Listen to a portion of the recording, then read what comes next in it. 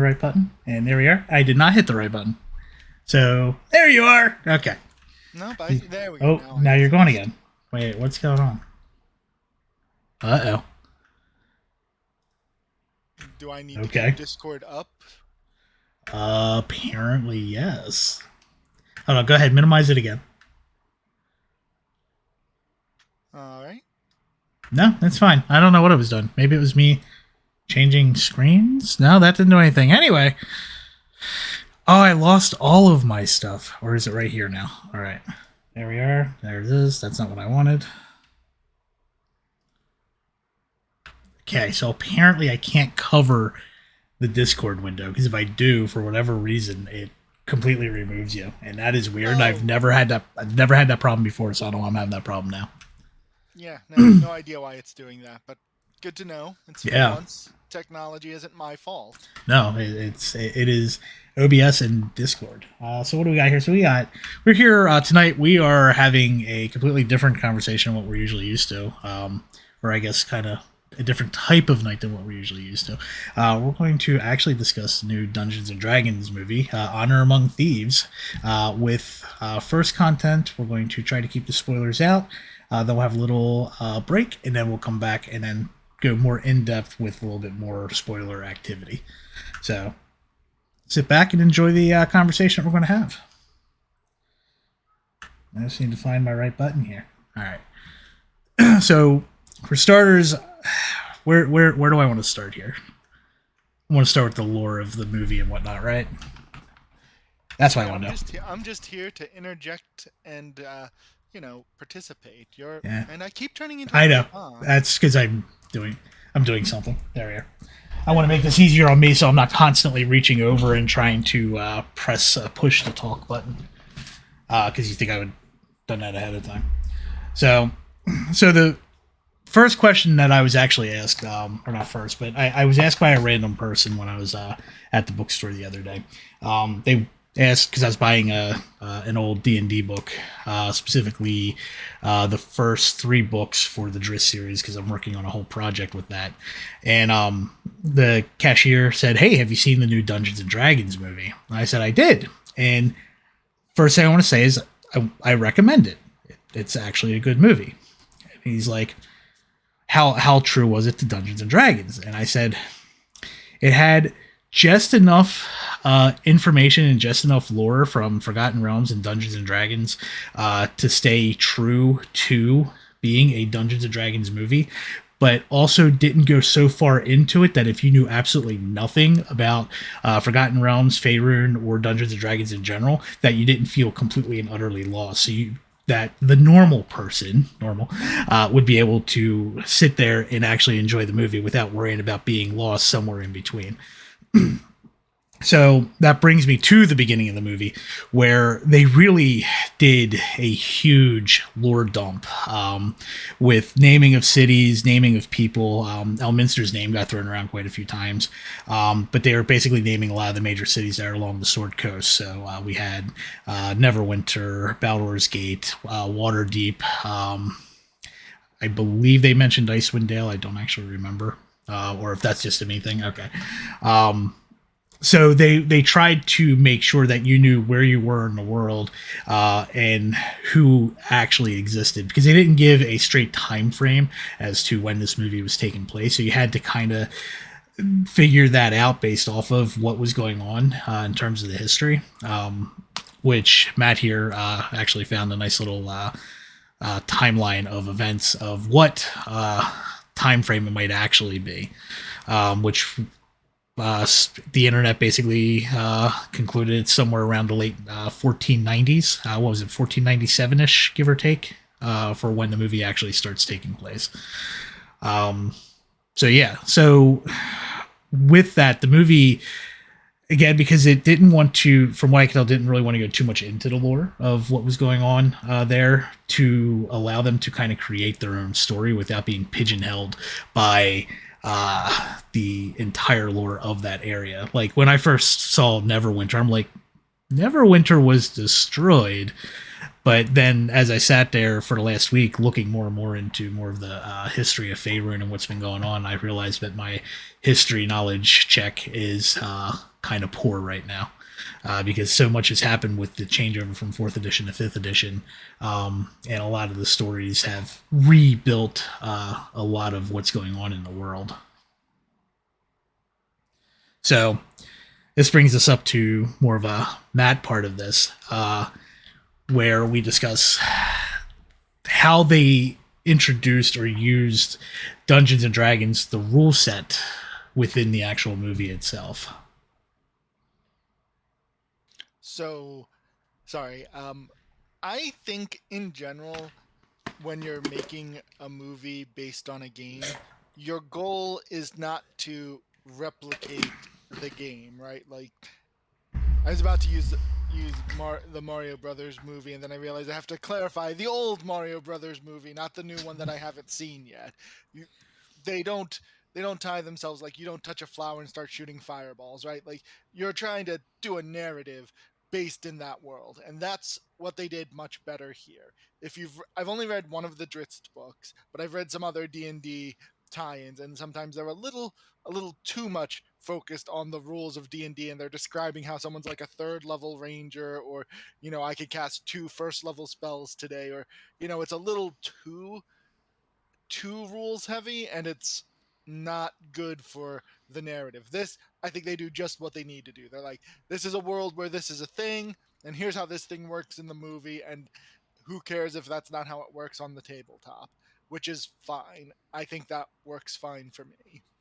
Yeah, and there were some scenes where you could actually just sit there and kind of look at what's going on and go, "Oh, hey, that's a knowledge check," or "Hey, that's a perception check that somebody failed," and like it's those little tiny things that they put in throughout the movie where, again, as a D&D player, you just kind of see it and you're like, "Hey, I know exactly what just happened here," and if you're not a D&D player, you just look at it as, oh, well, that's just part of the movie and that just is a thing that happened. And I like there's some aspects, and actually one of our friends made a very interesting point because I think it was part of a a an interview that was done where they basically said that if it came down to following the rules of the game or making a movie, their interest was more in making a movie than having to follow what the actual rules were, which you could definitely see that in certain aspects with some of the characters in their abilities to do things. Which there is a part during one scene where I'm just like sitting there, I'm going, that that shouldn't be able to happen based off of how the rules would work. But if we followed the rules, then this entire scene would completely fall flat, and it just I don't know, it wouldn't be as interesting to watch doing that. So what do I got up here? How it compares to D&D? Yeah. So like honestly, like that's kind of the one thing like when looking at it based off of the actual rules and how it plays against the rules it plays against the movie, it's definitely was definitely done as a movie first and a D&D game second, which again, it works. It ended up making a really good movie, especially when you compare it to the first D&D movie, which I'm going to say this multiple times during this stream. Everyone should go see the original one just so you can get a comparison of what we were dealing with back in the day and just how bad that movie was. Um, but yeah, you have anything to add?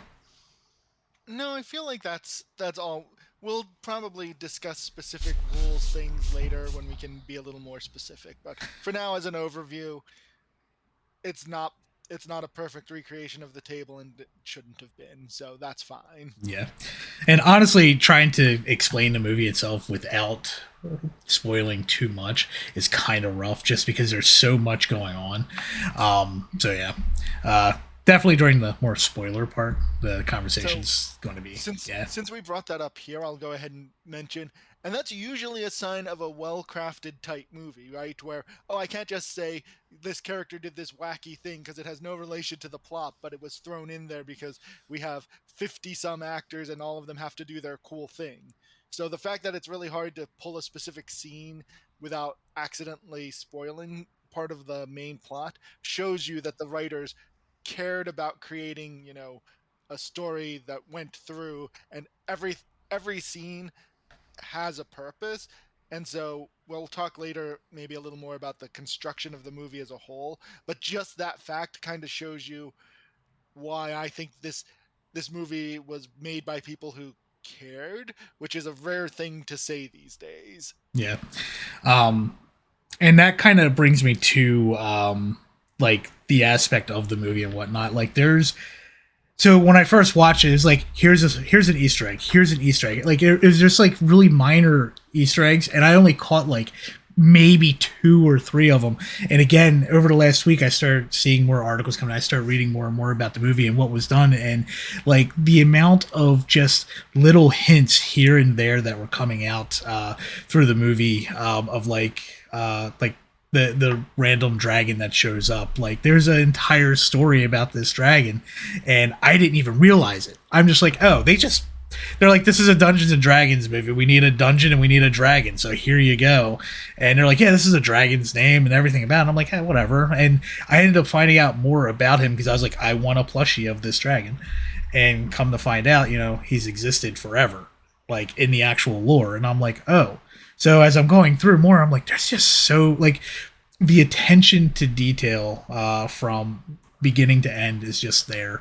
And as Matt said, it's like you could tell that the people who were writing this directly, like everyone involved in this, cared enough that they wanted to make it as authentic and as accurate as possible without ruining the movie experience. And I actually, I mean, I applaud them for doing that because that is a hard thing to do, especially when dealing with a community like the Dungeons and Dragons community. And Well, go ahead. I was going to say one of the other things that I had in my notes for later, but we can sort of bring up now with the they cared, is that I know a lot of people talk about how important practical effects are, but you can do good and bad practical effects. But they did really good ones here, and if you follow any of their the movies social media, you'll find where they like show you how they did the different the different effects. But one of the other things is that how easy would it have been for them to just CGI the fantastic races and just be like, oh, whatever, here's, or like, we're gonna just put an actor with some green screen, not green screen, just some CGI wings, and there, that's a bird person. But no, they made practical costumes, and I'm a personal fan of cheesy like late 80s early 90s fantasy movie costumes, and they took those, and now that they had the budget to make them good, they did. And that's just one of those little things where they could have taken the lazy easy way out, but it's a lot harder to shoot a real costume than to just shoot a guy and then paint over him with a computer. Yeah. And that's actually one of the things that actually bothered me about the movie. There was a lack, and this is going to sound funny and weird, a lack of representation of the core races from uh, the normal like D&D player's handbook and whatnot. To the point where one of the characters, people started asking, is that a halfling or is that a gnome? I don't think I saw a single gnome in the entire movie. It basically focused. You had your human. You had two humans, if I remember correctly. Your half elf, your tiefling, and then the like random halflings throughout the movie, and the bird person, because bird person. So, like, I would have liked a more well-rounded party. One like even just one more just to represent a halfling or a gnome. Like I would have liked that, but that's just me. But I could see why, in terms of like budget reasons and whatnot, why they wouldn't do it. Which, by the way, in case anyone didn't know, they threw what was it, $150 million at this movie, Hasbro and Wizards of the Coast, to make this movie, and I hope they get that money back. They had a decent opening weekend. Worldwide, it was something like $72 million, give or take. So it's definitely got that strong opening. But hopefully, it kind of stays so that they do make that money back. But that's also kind of one of those questions. Is like, was this a movie to be a movie, or was this a movie for a product placement? So I'm not nearly as cynical as a lot of people, and I think it's perfectly fine if you make a product to make money and also try and make it good. And I feel like, yeah, they wanted to make money on the movie, but then the people who were making it put in a lot of effort and care to produce a good product. So this is the exact sort of product that people should be rewarding because it's what you want, right? You want people who make stuff to care. Yeah.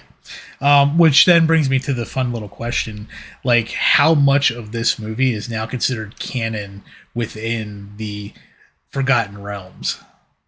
Well, that brings you to the question of how much of the Forgotten Realms is actually considered canon, right? Like, what of the infamous Baldur's Gate and Icewind Dale games is technically canon? Technically, a lot of it, if what's in the Baldur's Gate Gazetteer in Descent into Avernus is to be taken as canon. But I don't know, is it?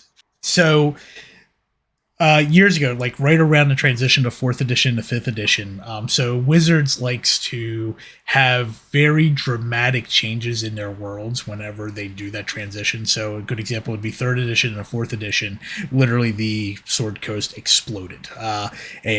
A primordial, a fire primordial, if I remember correctly, basically exploded out of a volcano, taking out a good chunk of the Sword Coast, which is why I always say, yeah, no, Neverwinter got buried, like under ash and under lava, like everything. Like it was bad, but they rebuilt, obviously.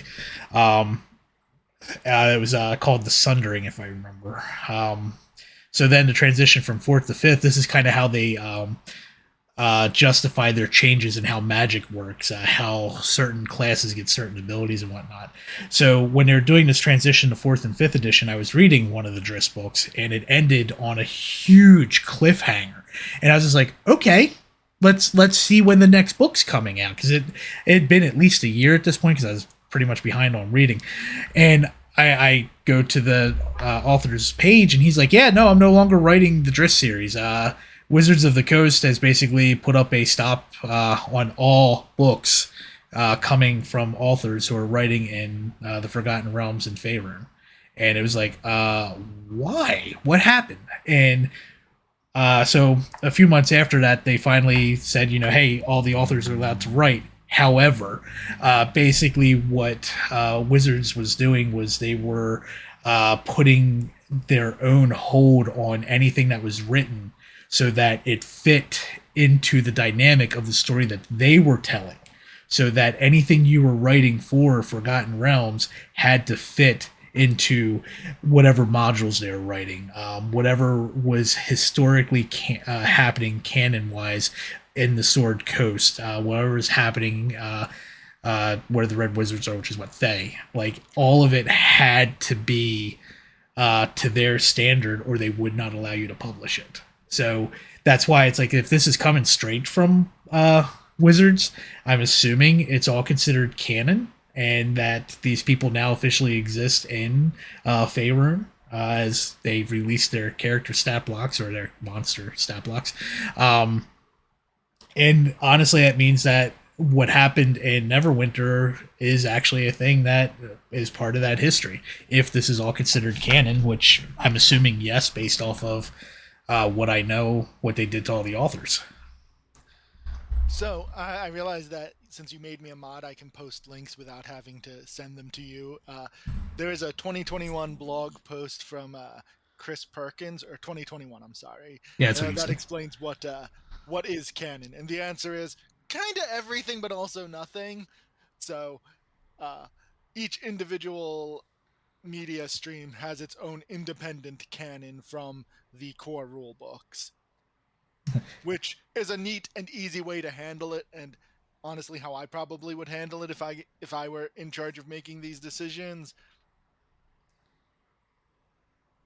But that basically takes everything you just said and utterly destroys it. Yeah, it's like, So hey, by the way, you just said everything that Wizard was doing is actually no longer true anymore. I love the bottom part of this, though. It says, take the 5e canon commando quiz. You probably know more canonical facts about 5th edition than you realize. Take the quiz below, which has 5 multiple choice questions. For each question, choose the correct answer. All right, so a stock beholder has how many eyes? 5, 10, 11, or what's a beholder? I thought they had 8. I'm pretty sure it's 11. It is 11. Don't worry. After that, all of the other ones are dumb questions. Did you already look at them? Oh yeah, there's only like maybe one that might require you to think. Let's see, now you're making me feel dumb. Which is city is not a member of the Lord's Alliance. I don't even know what that one is. Oh, hey, that's the one that's the answer.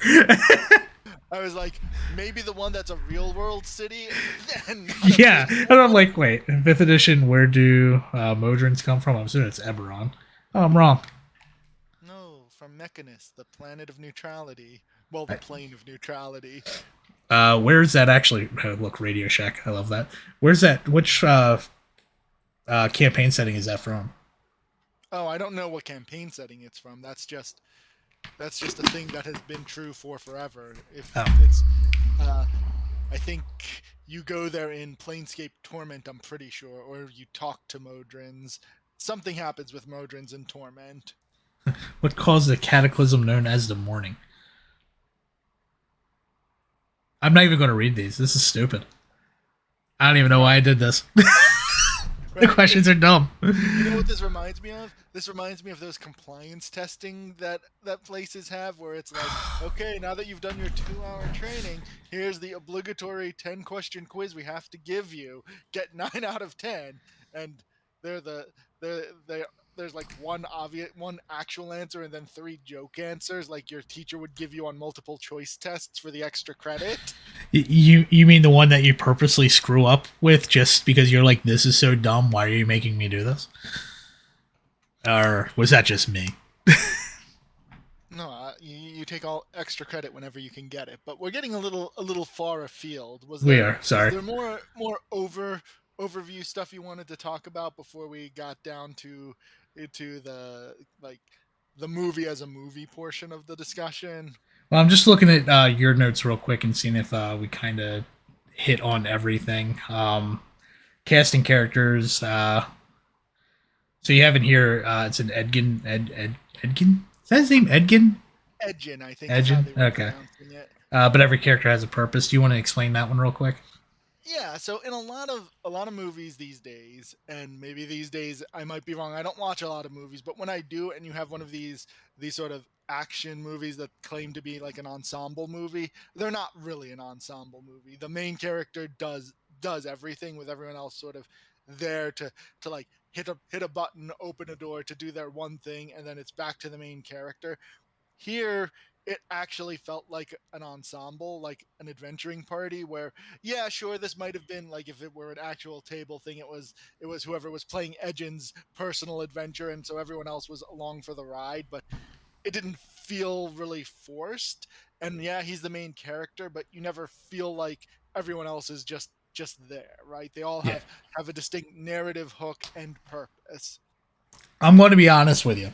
When we sat down in the movie theater and the movie started, and you had, oh god, I was about to call him Chris Pratt, Chris Pine, and was it? Please tell me her name. Michelle Rodriguez. Okay. When I saw them and their interaction with each other and kind of the whole opening story where they met and whatnot, literally, I could not get Fast and Furious out of my head. And I was sitting there, like, just that opening scene, all I can think of is, this is going to be a them movie. Like, anyone else who's going to be in this movie is not going to matter. They're just going to be, like, background characters, and that's it. Like, I was looking at, we were having a Fast and Furious movie as opposed to an Ocean's 11 movie, which I feel, based off of, you know, what you're saying, well, not that this was more of an Ocean 11 movie where, yeah, you had 11 main, or you had 11 actors, or 10, yeah, but they all had an important part of the story. They all had the amount of screen time that they should have. And while Brad Pitt and Clooney, while they were technically the stars of the movie, everyone still had the exact amount of time they should have to be able to continue that story forward and actually make a good story. And it worked here too, where you had four main characters, even though you know that those two were the main characters, everyone was still a cohesive part of that story to actually make it so that they belonged, as opposed to, yeah, you're just here to move the plot along. And what I'll say, because I think it fits here better than later, is that they had the right amount of people. Like, you could very easily have added in one more person, maybe have a adventuring party of 6, but 4 was a good number for the amount of narrative they wanted to give. Like, the writers were very good at paring down to just what they needed. And like, when you told me it was what, like, a little Two over two hours. hours I was Yeah. like, that's really long. That's gonna But there wasn't it was long, but it wasn't wasted long. Yeah, and that was my concern. It was like, okay, we got 2 hours. How much of this 2 hours is really just going to be filler content? And they did really good at making it so it wasn't really filler content. Like, they kept the story just moving along with enough moments to go, okay, we had all this happen. Now let's take a minute, slow it down. Let's have dialogue. Let's have whatever needs to be done. Let's talk about what we just did so anyone who's confused knows what we just did, and let's go on to the next thing. The only thing that I thought was weird about that is I felt like we were really just jumping from place to place to place to place to place. And then again, this brings me back to, this is a D&D movie, and I'm comparing it to playing D&D. And it kind of made me go, yeah, we would kind of do that if we were playing a campaign, but majority of the time we tend to focus more on a singular area. So the fact that they went to so many different places and just kind of did a full circle, both literally and figuratively. It just, I feel like it could have been done just a little bit differently, but I felt they were trying to do the fan service thing where it's like, what can we do to get people to go, oh yeah, I know that place. Yeah, that might be because I didn't care too much about, like, we knew something was happening and they had a time limit, but they didn't. It was a nebulous time limit, right? Yeah, They never it told was us arbitrary. exactly. But the one thing that would have been nice is if they had given us a more specific timeline and then had like Indiana Jones style travel maps showing you, like, oh, they're here, they're going there. But you didn't need any of that, right? Like, it would have been nice to have, but you didn't need any of it for each beat to work. You're not wrong, but I actually, like, now that I didn't have that, and I kind of wish that I did. Um, because there are certain areas that they went to where I'm actually curious. It's like, okay, in relation to where you started and where you are now, like, how did you get from point A to point B, and how long did that take? Because their starting point and their end point is literal months. Like, that's months of travel. Like, I would have loved, again, this goes back to what I said at the beginning, where I would have loved to have known what the actual timeline was. And I feel like the purpose for them not giving a specific date is so that they can sit there and say, well, this happens wherever you want it to happen. So if you want to replay it yourself with your own group of players, you can, without having to be pigeonholed to this specific timeline. But I definitely, I honestly, yeah, I would have, now that you've said it, I would have liked that. Like, just even a little map, a little something. It took this long. This is the time. This is how long it took to get from point A to point B. And that's what we, how we did it. Like, one of the campaigns that they released, like, it literally tells you to get from Baldur's Gate to the next location was something like 6 months. And everyone's thing is, how do we role play 6 months of D&D where all you're doing is traveling on a road? And the answer was, you skip it. You just have maybe an encounter here and there, but not like fighting encounters unless you really want to. But just like maybe a couple nights of dialogue, but you just go. You don't try to role play the whole thing. And if I remember correctly, it was trying to have it set up where every week something could potentially happen. It's kind of like what was that other one? Tomb of Annihilation and the stupid hex crawl. It's like, yeah, every day that you move from one place to another, you have a high percentage of something happening. Anyway, way Isn't it? off topic. I was gonna say, but to cap that off, isn't it weird how D&D is well known for random encounters, but every DM's first thing is, oh my god, how do I avoid having to roll for random encounters because it's slowing everything down? Yeah, yeah, and that was one of the reasons why I never built anything in second edition, and that's why. And again, yes, going off on a tangent here, like that's why I've hit a point whenever I do run a game. It's no longer about how many monsters did you kill, how far did you progress in a cave or this that whatever. It's like levels are now here's a milestone. Like when they introduced milestone leveling, that was the best thing they could have done. I was just happy that they formalized it as a rule, so I could just stop lying to my players and like, no, I'm totally doing the experience math. Just trust me, guys. Yeah, yeah, no, I like that. Um, so with that, do we have anything else that would be spoiler free that we would want to throw out there? Yeah, I'm gonna just real briefly talk about the writing because again, this was a cheesy D&D action movie. It didn't need to be well written, but it was. Like we could go into some specifics later on, but one of the big complaints, I haven't seen a lot of Marvel movies, so maybe not all of them are like this, but it's really annoying when there's a serious scene and it opens with a joke. Somewhere in the middle, there's a quip, a, a quip back. Oh, hey, remember someone's dying or something, and then we end with a quip. This doesn't do that. In the serious scene, there might be a joke, there might be a comedic thing happening, but the joke isn't it funny how we're funny while someone's dying, right? Like the serious scenes are allowed to be serious, but not only that, the the movie trusts you to remember, hey, this is sad because of this thing. They don't have someone step forward and look at the camera and say, how sad is it that this is happening? So the writing is good. It's also really tight. There's not a whole lot of wasted words. And one of the things I like is that when someone does say something humorous, it's in character humorous. It's not, oh my god, Tony Stark hasn't said anything for like 20 seconds. He needs to say something right now. Raisin, grape. I don't know, some random food that he's carrying around. Yeah, but so the writing is surprisingly good. And I wouldn't be saying that if it was a movie where you were going in expecting good writing, but you don't have to expect that for a movie called Dungeons and Dragon Honor Among Thieves, but you'll get it. So Yeah, yeah, no, it was definitely a very well told story. Even though again it's a Dungeons and Dragons movie, which I guess is kind of the question there is, was this a Dungeons and Dragons movie or was this a fantasy movie? see, I think the answer to both is yes, but that's like asking, is Conan a Conan movie or is it a swords and sorcery movie? Well, the answer is yes, it's both because fantasy is the up here and then you got The sub, offshoots. yeah. All right.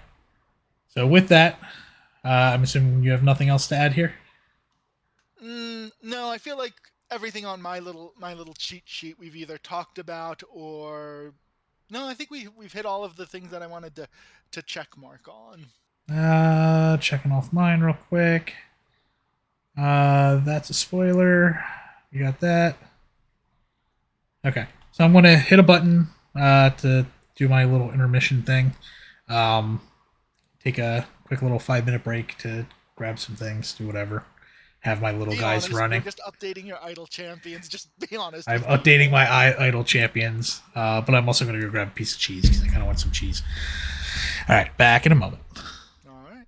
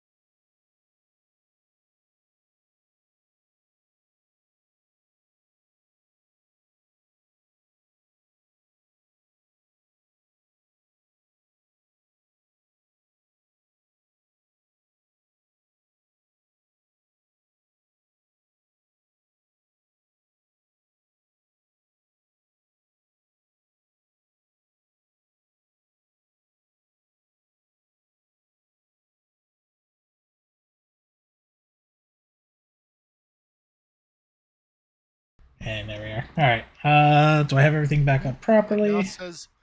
now says spoilers for you. Well, that actually changed a lot faster than I thought it would. Let there at least be some kind of delay. Oh, there it is. I'm like, where's my cell phone? All right, so this part of the stream, we're going to continue. We're still talking about Dungeons and Dragon movies, Honor Among Thieves. Still in theaters right now. Again, highly recommended to go see it. It was not a very bad movie. I thoroughly enjoyed it. But now we're going to talk more in depth about the movie, which is going to include quite a few spoilers as we discuss some of the things that we saw while watching the movies. All right, and go ahead. So I'm gonna start mainly because there's there's one main criticism that I've seen about the movie, which is that it's very predictable and it follows all of the tropes. But this is one of the reasons where it was really hard again to talk about this movie, but I don't there are going to be spoilers from this point on, so I'm not that worried about it.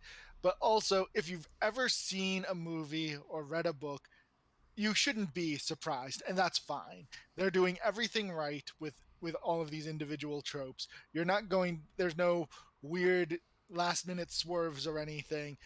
It's what D&D is intended to be. It's a heroic story about people becoming heroes, and that's really a good, simple, easy story that they tell. And they could have very easily made them anti-heroes or things, or had it been gritty and dark, but they didn't. So, well, when we talk more about the characters going in, I feel like this is something that I liked. I liked that this felt like what D&D should feel like. It's a fun, upbeat story, no matter how serious it gets, so on and so forth. We probably could have actually done that in the non-spoiler section, but since I'm specifically telling you that you're never going to be surprised in the movie, I didn't. I felt like this was enough to push it to this part. Yeah, and that's actually kind of one of the things I liked about the movie is, and again, this is the Marvel thing that you were talking about earlier, where you hit a point where it's that weird balance between trying to be serious while trying to be funny at the same time. And Marvel doesn't really do the greatest of that with certain scenes, especially when you have Iron Man in any scene, because he literally just feels like he's supposed to be the comic relief the entire time. That as soon as the camera's on, he's like, yeah, well. While Captain America is like, I'm serious all the time. Like, and it's, you can see it's just so two opposite ends of the spectrum that it just like, it kind of adds weird tension to the movie and not the right kind of tension to the movies. But here they got that balance nearly perfect where it's that right amount of comedy while also that right amount of seriousness up to the very end.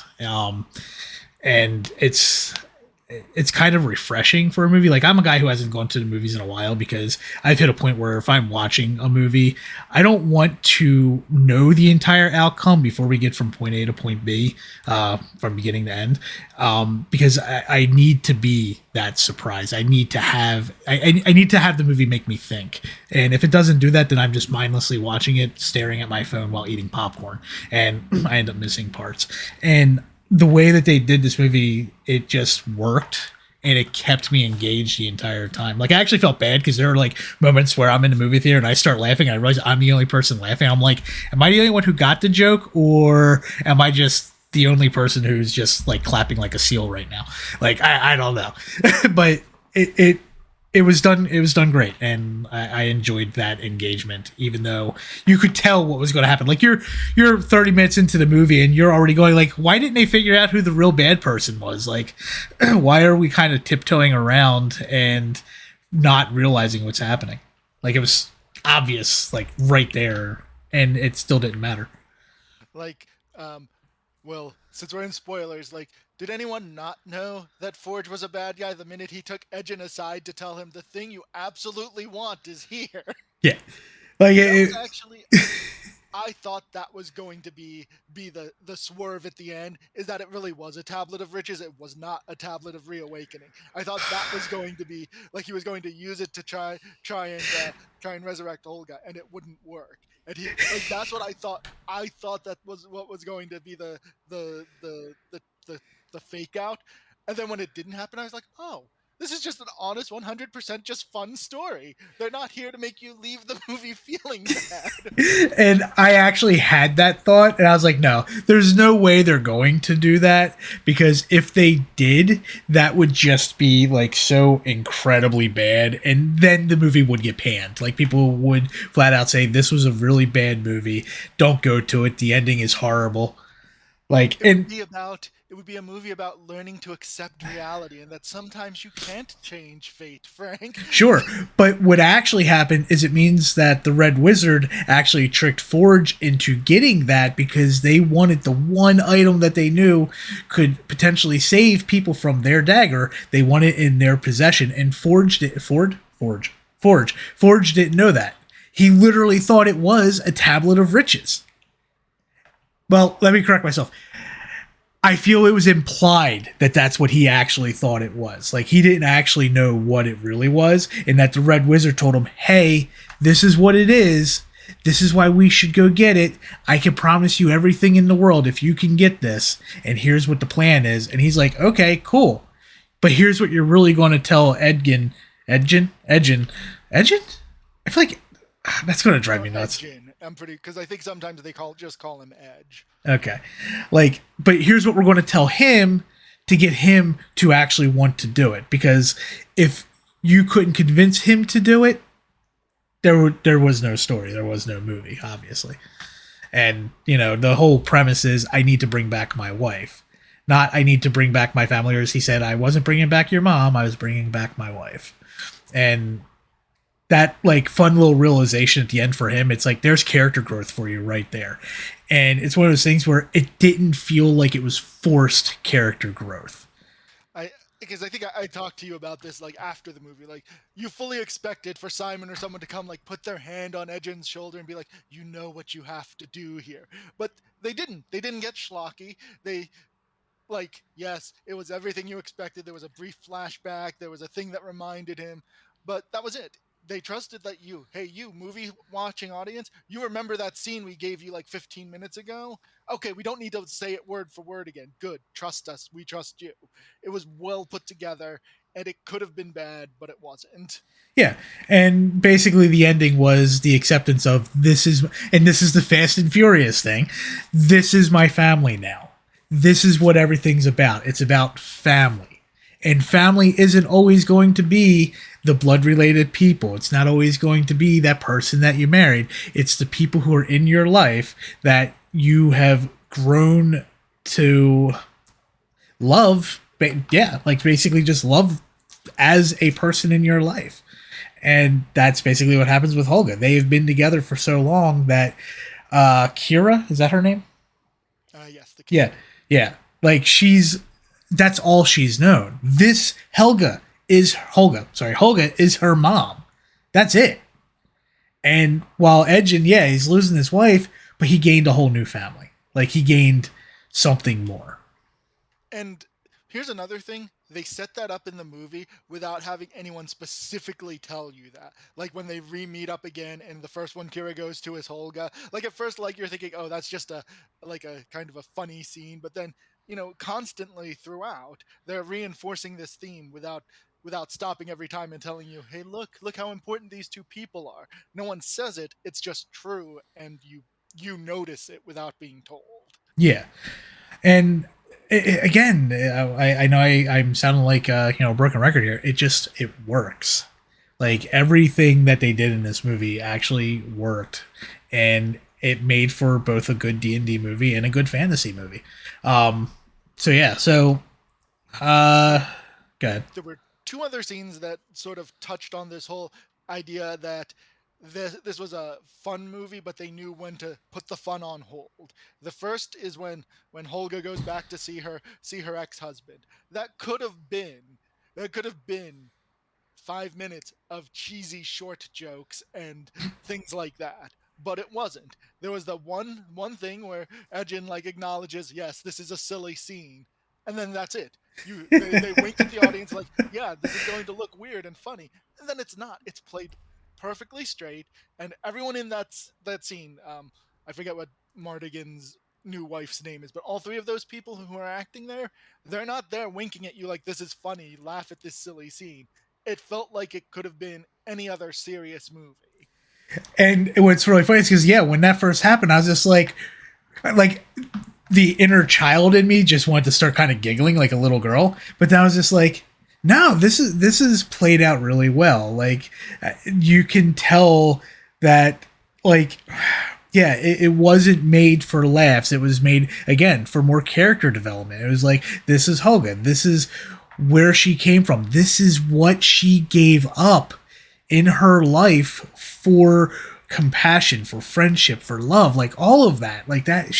And they hammered it home during that scene. And again, what normally in a different movie there would be so many jokes, they're just like, no, this is what this world is actually like. This is normal, and they played it like it is normal, and it works. And then the second scene is when Jenk, however it's pronounced, Zenk I think is how they were pronouncing it in the movie, is giving his background and talking about the come to power of the necromancers in Thay. There could have been a constant running dialogue over that scene that's supposed to be terrifying, but like PG terrifying for it, that undercut the entire emotional scene, especially because we've set up Edgin doesn't really like this guy, he doesn't trust him. So you could have done that. But no, they were like, for now, Edgin is going to shut up and we're going to have this serious scene happen. And I again, like by this point I was trusting the movie to not be bad, but they could have played really poorly. But the writers know what they're doing, I guess. Yeah, and the dynamic between Edgin and Zenk, whatever. Like again, if this were any other movie, there would be so many moments reinforcing that hate that Edgin has, and like I feel like it's just touched the one time, and after that, it doesn't exist anymore. It's just yeah, he has a trust issue. Yeah, that's going to be a thing, but he also knows that he needs this guy, and he probably isn't as bad as he thinks. One of the neat things, because we were talking about rules earlier, is who's the one person who doesn't recognize the super famous Paladin from Thay who has renounced evil and is now a good person? It's not the dumb barbarian. It's not the sorcerer who has never had any formal schooling. It's not the tiefling druid who has never had any contact with the human world. It's the well-known, renowned Harper spy who just totally whiffs that history check. So let's talk checks real quick. So the first check. So I don't know if it was the first check or the second check. It was the second check. So the first check, of course, is a failed perception check where he grabs the whatchamacallit, the tablet or whatever of resurrection. That's not a. Oh wait, the tablet. I thought you were talking about when he steals the thing from the Red Wizards the first time. No, that was a sleight of hand check, and that didn't actually happen in the first scene. That didn't happen until later when he finally admits this is the wrong that I did. No, it's when they were stealing the in the Harper thing. Because when I watched it, that's exactly what I interpreted. Is because you see him stop, he looks at a bunch of riches, and then he keeps moving. Then it cuts, and I was like, "Oh, he stole that." Yeah, no, it's kind of one of those things where it's implied that that's what happened, but the movie still plays out where it's kind of like, no, the reason why they came after him was because he put one of them in jail or whatever. Like that's what the main implying was the fact that he had done that. So then later it's like, yeah, he kind of eyed it, but at that point you still believe that he's a good person. Well, kind of. You want to believe that he was a good person at that point, and then when he sits there and says, yeah, being a Harper didn't pay well, didn't do this, that, whatever, you kind of sit there and realize like, okay, he had to have stolen something that ended up getting him in this mess, and what got him into the mess was stealing the tablet. So you think, oh, that's probably what caused, the cascading of his life just turning into, utter garbage at that point. So then, yeah, when they end up showing what actually happened later, it's like, okay, yeah, you're an idiot. And I forgot that, yes, the Wizards of Thay do that. So You as a harper, a bard harper, you should have known that.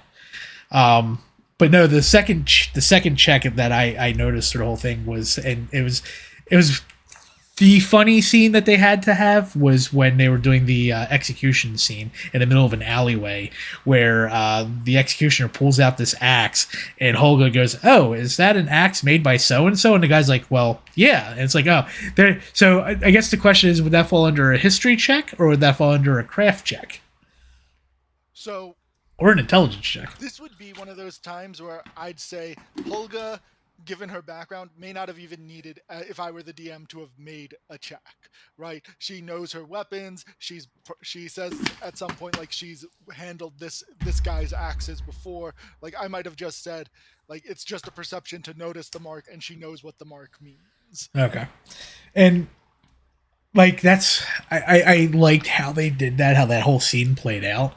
Though I hated the axe. I'm going to be one of the few people who are probably going to say this. I hated the axe. I hated what they did with the axe. I hated the structure of the axe. It's like he pulls it out and it has like retractable, whatchamacallit, a retractable handle on it and everything. And I'm like, structurally, you will not want to take that into battle. Like, you're going to hit somebody with it and it's going to break. But it's made of dark steel, so it won't break, Frank. The blade is made of dark steel. The handle is not. You don't know that. I'm going to assume that it's not. And then later, they end up dipping it into a forge fire, and it like comes out with all molten metal on it. And I'm just like, you just took an axe and you just blunted it. Like, this is not going to be a working axe. And of course, it's a working axe later because movie. But I'm just like, you would know better. Why would you be like, oh well, this axe now looks really cool? So we'll go back to this axe scene, but unrelated to Holga. One of the really interesting things in this scene, if you're watching it, is it's the first time in the entire movie Edgin shuts up. Right? Like for the entire movie up to that point, he's basically got a constant patter going whenever he's talking to anyone and everyone. I thought he was. Sorry, go ahead. I thought he was, but yeah. Yeah, no, this is the first time when Holga says, "Hey, is that the axe?" He kind of looks at her and he's like, "Oh, you've got an idea? I'll shut up now and let you handle this." Okay, I thought you meant like during that entire scene, because I'm like, well, no, because there's a lot of him going back and forth, like, "Yeah, you got this, right? Yeah, you got this." While he's sitting there trying to cut the ropes off of his hands using the stairs, which I'm kind of surprised that he didn't like have an extra weapon somewhere. But I guess because Forge would have known, he probably stripped him of everything. But did he strip him of his loot?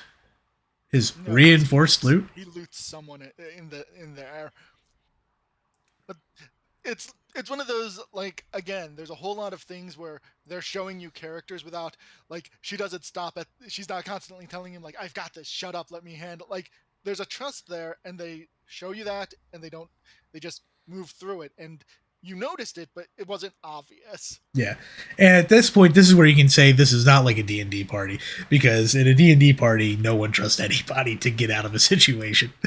No, in a D&D party, Edgin's player would be like, "But I rolled a 23 on diplomacy. Why are they still executing me?"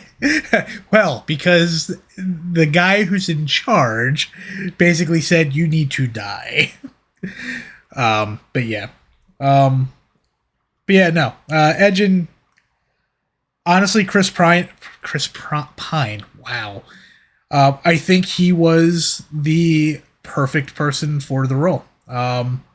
And that's funny because again, every time I think him, all I see is Captain Kirk, because that's just where we're at now. And I'm like, I'm glad that that's not what he's going to be forever remembered as. Like, yeah, I know he's done other things, but like, I feel like that's just the one thing that most people remember him from. Like, honestly, when I saw the cast, I was like, this is a very stacked cast. Like, they want this to do well. And I guess the question is why do they want it to do well outside the obvious, which is money? But yeah. So that brings us to Holga.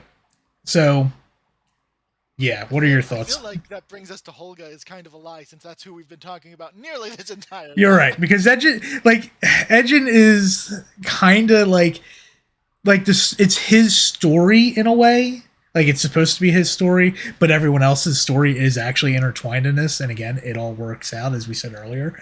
But I think out of everyone, he is probably the most interesting and least interesting character. Like he has his moments, but they're just very generic in my mind.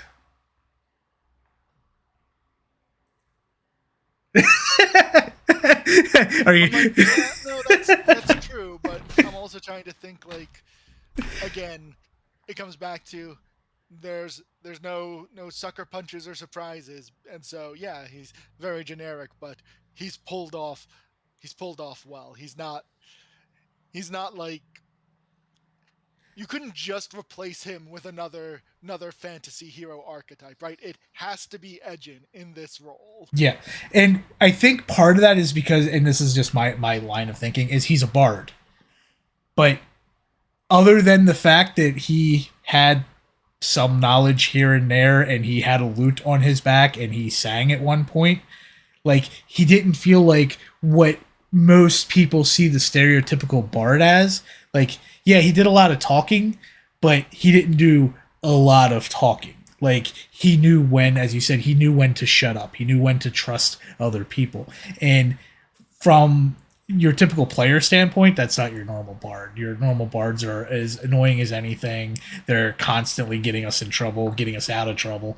And yeah, like his character just wasn't at a level where he was the most talked about and memorable character in the movie because he was just very generic and he had a very generic story. I did something stupid. My wife paid for it. I need to rectify my mistake. And then I grow as a character or grow as a person and realize that I'm no longer trying to fix my past. I am now trying to live for my future. And Holga had a scene like that, but hers didn't turn into I need to fix my past. I need to like she knew she had to fix her past, and then she realized no, my past is my past. I'm done here. She moved to I need to walk into the future faster than Edgin did, and then her story started right there, and then that's when it kind of became more about what she was doing over Edgin. At least it's what I feel.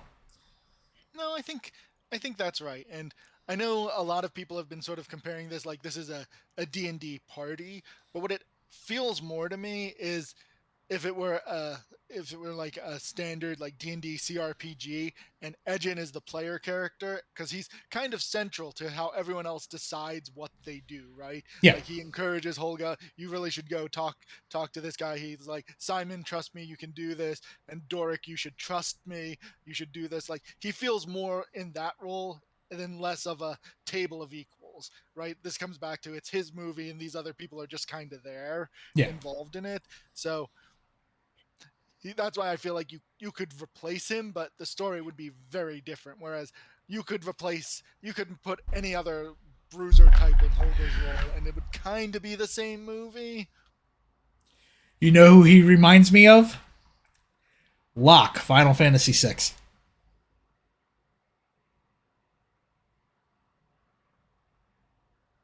I could see that. I was just thinking about the opening and how he's like all Locke is all like, yeah, I'm this person, I'm a treasure hunter, I do this, or whatever. And then as you get further into his story, you realize, oh, tragic hero story. He's doing this because of what happened in his life. Oh, hey, look, Edgin, same thing. He's doing this because of what happened in his life. So, yeah. Simon and Doric. Is it Doric or Dor? Yeah, it's Doric, right? So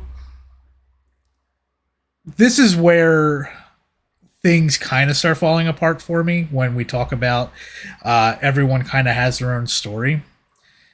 And these two did start feeling like background characters to me, like in the beginning. It got better towards the end.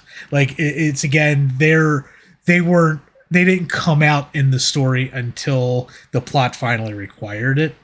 And then from that point on, that's when it started becoming a more cohesive story, which explains the nearly 2.5 hour timeline for the movie. So it allowed it so that the secondary characters could actually start to become more uh, primary characters. I would like to have gotten a little bit more information on how Simon got involved with them. Like, I know it was kind of one of those things. I may not remember specifically why, but I thought it was just like they needed somebody who could do magic. Like, hey, you should come join us, kind of thing. Initially, before the initial heist, and then the second time it was like, hey, we know a guy. Like, cause that's kind of what the last or the next part start turning into. Is, well, I know a guy. We should go get them. I um I haven't read the prequel novel, but it's going to be the answer everyone hates. You should read the prequel novel. I It tells you know. that. But I'm I'm also going to say that it's one of those questions that I don't think actually matters, because I feel like that intro, like, yeah, we met him, he was kind of helpful. Let's go find him again. I felt like that was enough. I didn't feel like we needed more. He was a sorcerer, right? That's what they said, because I think he has wild magic surges at different points, so they say he's a sorcerer. All right. So I'm going to real quick pull up the stat blocks here. So while we're continuing this, oh, that's not. Yeah, that's it. Okay. So what Wizards did prior to the movie, which I it's cool that they did it, but I think the timing was probably bad. So they released stat blocks on all of the characters, giving you what their stats are, weapons, spells, and whatnot, and kind of a quick little blurb about them. And where is he? Yeah, medium humanoid sorcerer. So one of the things that I was saying earlier about this, or was saying off stream, again, it's nice that they did it, but there's a huge giant spoiler. Well, I wouldn't say giant, but there's basically a spoiler within the stat blocks when you sit there and you go through all of them and you look at everyone's alignment and you're like, all right, neutral good, chaotic good, chaotic good. Oh, who's this person who's with them and he's neutral evil? Huh. Well, that's probably going to play out at some point. Oh, and one of his, I didn't even realize this because I never actually looked at his stat block. So Forge, of course, ends up being the pseudo bad guy, and one of his abilities is called Double Cross. It's like, Oh, you yeah, didn't. Yeah, oh, yeah, no. no, I only looked at like just a quick little thing, like, okay, what weapons are you using? You know, what's your yeah, what's your alignment and all this fun stuff. And I'm like, yeah, you're a rogue. You're a typical rogue. And then now I'm looking, it's like, oh, look, double cross. That's just great. If Forge hits a creature friendly to him with an attack roll, the attack is automatically a critical hit. Ouch. Yeah, no one saw that one coming. Yeah. So that's kind of one of the things that I kind of like. Again, I like that they did it, but it's like, maybe we should have waited a little bit. Like, wait until after the movie came out. And, yeah, did a week-long run. Like, today would have been a good day for it to come out. So yeah, so Simon's a sorcerer. And that's the thing. Like, I feel like, and this goes back to what we talked about earlier. Like, I think at one point he actually comes out and says, either I'm a low-level sorcerer or my magic power isn't up to that person's ability or something like that. Yes, but it's one of those things where it wasn't like it could have been, right? He could have been like, that's a ninth level spell. I can't counter that, right? It's it's said in a way that is also not as cheesy as, like, her power level is over 9,000, right? It's said in a way that feels like natural real language. Yeah, and kind of want to kind of talk about that again before we get on to Doric and their Oh, connection together. one other neat thing about Simon is, during the first, like, half of the movie, he's throwing a little bit of magic here and there, but if you watch, he's always fiddling with his magic item on his belt. He's got this cleric token to help him do things. So the first half of the movie, yes, he's a wizard, but he's a sorcerer, but he knows arcane magic stuff and he knows how to use magical items. It isn't until he gets over his personal issues that he starts, like, casting, like, what was it, earthen grasp or whatever, that, like, he starts actually using his own personal magic all the time. I love that you call it Earthen Grasp, and I'm like, that's Bigsby's grasping hand. It's No, but not, like, but it just, yeah. That's the first thing that popped into my head. is it Maximilian's Earthen Grasp? I don't know. I don't know. I have I have not, other than an Arcane Trickster, I have not played a magic user in 5th edition. I mean, I've done a cleric, but I have not actually done like a wizard or sorcerer or a warlock. I probably should at some point. But so to touch on the whole what we were talking about earlier about when you have this is a 9th level spell and whatnot.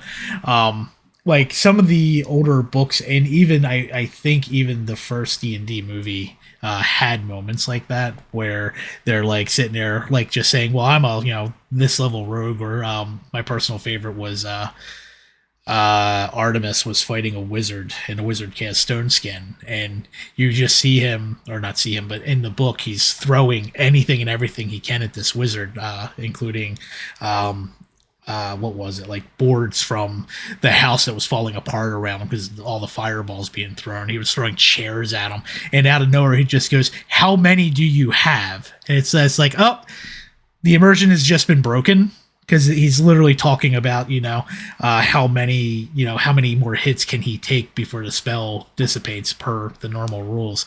And what's actually funny, just completely off topic, or on topic but off topic, in one of the other books, another part of Favor in the South, there was a new class created called Jordanes, I believe it was, that were supposed to be magic dead humans, that pretty much were raised to be advisors, but also be able to specifically fight magic users, because they had natural magic resistance and whatnot.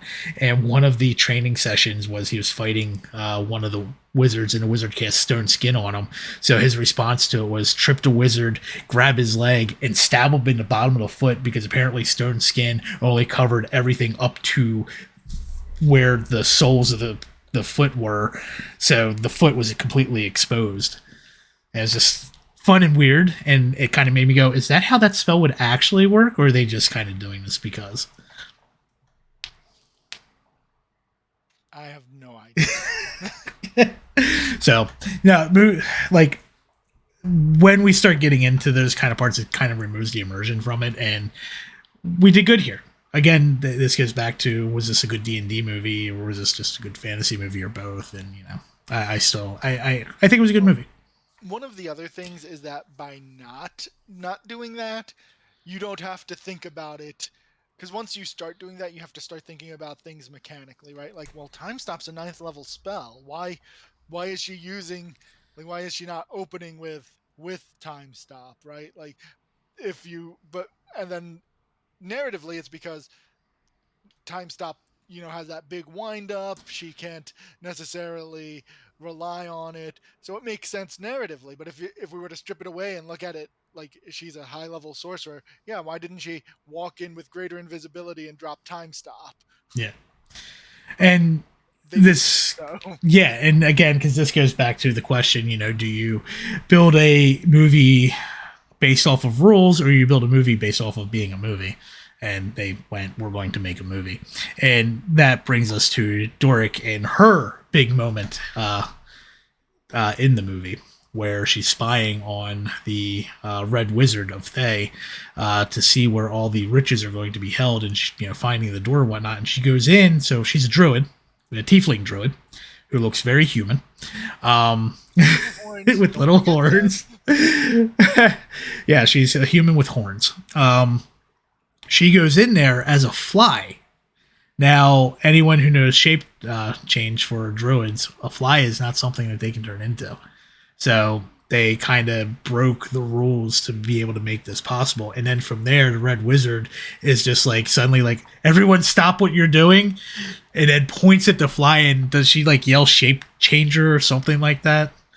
And then just starts trying to blast this fly with any spells that she can. And then from there, I think I counted 8 transformations from animal to animal to animal as Doric was trying to get away, which included, what did she change into? So fly, mouse, There's a bird in there somewhere. Then there was like the mini chocobo ostrich thing. There was Oh, a cat. that's a axe something. I remember that one. Um, yeah, I know it ended as a deer because they wanted to make the deer joke. Because there's no deer in Neverwinter. There's now a deer in Neverwinter. So, yeah, and again, because they had to go with the would we rather make a movie or follow the rules, making a movie made that scene a whole lot better by ignoring the fact that she couldn't technically do that in any sense if we were following the actual rules of D&D. Which actually, when we were done the movie, I meant to actually ask you if that was even feasibly possible, minus the fly part. Like, I was sitting there wondering, like, if you use wild shape change, could you change into something and then decide, this isn't working, I want to change into something else, and as long as it fell within the time frame, could you actually do that? But then I'm like, no, I know you can't. Which also the other part is, I think you had said that technically, because it's not considered a magical change, that there shouldn't be a way for the Red Wizard to actually detect that they were there. Well, this is a new issue that 5th edition has. Remember in 3rd edition where things were supernatural, extraordinary, they had those tags, Yeah. and 5th edition doesn't have it. So it says you can use your action to magically assume. So maybe if you were doing that, you could say, okay, it is a magic effect, so it should be detectable by things that detect magic effects. But Um, then I feel like that really cuts away the whole using wild shape to scout. so that brings up a follow up question. Oh God, what's that guy's name who you usually check? The guy who Oh, everyone the asks rules. Sage Compendium? Yeah. Yeah. What about the Sage Do you Advice? think anyone's asked that question? I don't know. Keep talking about something else, and I'll look through the Sage Advice Compendium. I'm already slightly ahead of you.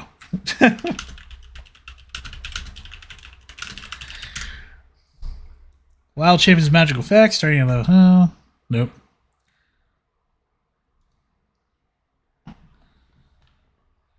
All right, so yeah, let me know.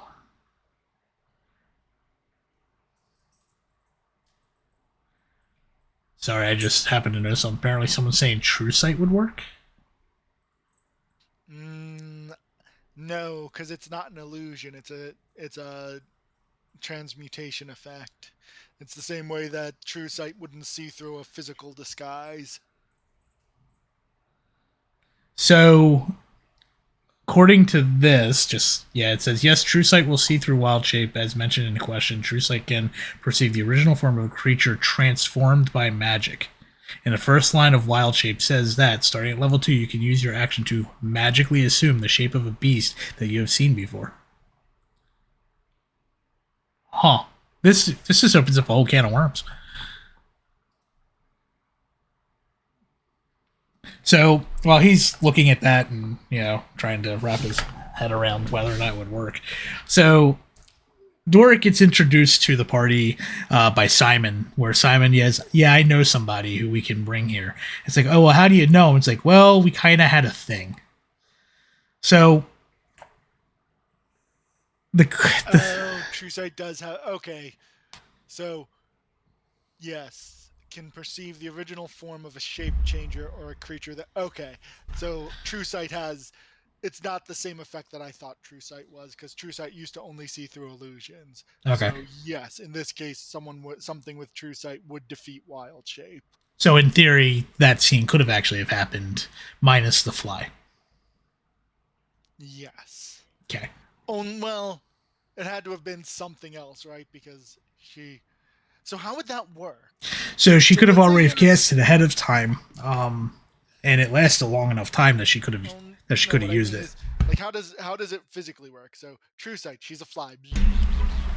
If she like peeks her little fly eye around a corner, is that enough? Like that So, obviously. so does she just see this big tiefling sitting on top of a chandelier, or is she a little miniature tiefling looking down at them from the Or is it chandelier? like an image overlay, like how they sometimes describe when you see through an illusion? Like, oh, there's the physical fly, but what it really is, like she's clipping through the wall or Yeah. something. I want an answer to this. I really do. Excuse me, I gotta hack up a lung. While I'm hacking up a lung, do you want to explain your disdain for how Simon introduces Doric and how they have a history? It's not really disdain. I just feel like it didn't need to be there, or if it was going to be there, it should have been explained better. And I'm guessing again, it's going to be, well, you should have read the prequel comic. That will probably be the answer. How do you think they should have been introduced? Or how she should have been introduced? Oh no, I think her introduction is fine. I just the romance subplot just it felt kind of forced in there, and it just it never felt earned. Like even at the end when she's like, "Sure, I'll give it a second," it sounds more like she's just placating this guy until he goes away. Maybe. like like they needed a scene at the start, a scene at the middle, and a scene at the end where they have like a slightly more thorough discussion than they had. Like it felt like one or two more scenes with them together where you understand why she ever gave him a chance in the first place. Well, you know that answer. It's in the book. Right, right. But for the movie to work, for that to work, like Yeah. it's not it's not bad. It just it feels really weird that they try and do a really good job of not forcing a romance in with Edgin and Holga, and then they're like, well, we've got these two other characters, so why don't we do it there? Yeah. So what I did find weird because they kept saying that Simon had a confidence issue, and yeah, obviously that kind of comes up towards the end when we're starting to attune to the helmet, but like based off of what he was doing, I don't really think he had a confidence issue. Like maybe he had a wrong class issue and he was being something he wasn't, but I don't think it was more of a confidence issue. That was me shaking my head at you when we first meet him in the opening cutscene where they introduce everyone. He's competent, right? And so he might have had like a slight like issue, like, oh, maybe I'm not as good as I could be. I don't have the right to my last name and all of, I'm not living up to it. But it was kind of subdued because he was a competent doing what he did. It's not until after he fails and Holga and Edgin are caught and Forge betrays them. That's when his confidence craters.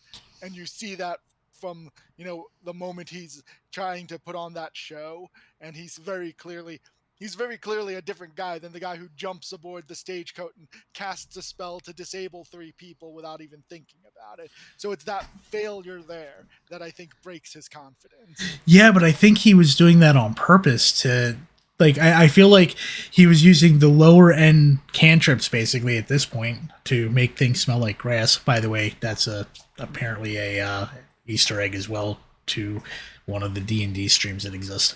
Um, like I feel like that was all done on purpose because he's literally just like, yeah, I'm sitting here doing these cantrips, but I'm also using another spell to collect every person's money, gold, whatever he can. Like for starters, again, ignoring rules or not ignoring rules, can you actually do that? Like you're doing a concentration spell while also casting cantrips. I think prestidigitation is technically not concentration. Let me check. No, but him basically having that ball of metal collecting. No, Uh, that was just Mage Hand. so two. Well, Mage Hand is a also a what you call it, right? Cantrip. Right, but I think Mage Hand is concentration. Oh, it's only 10 feet. Oh no, that's prestidigitation. I'm reading. Maybe that's why the people in the back weren't as impressed. It smells like grass. Yeah. Oh, Mage Hand's not concentration either. So yeah, technically, I think he could because Mage Hand has a minute duration. So he So if this is like right at the start of the show, he does his Mage Hand, his routine. He has 1 minute to pick everyone's pocket.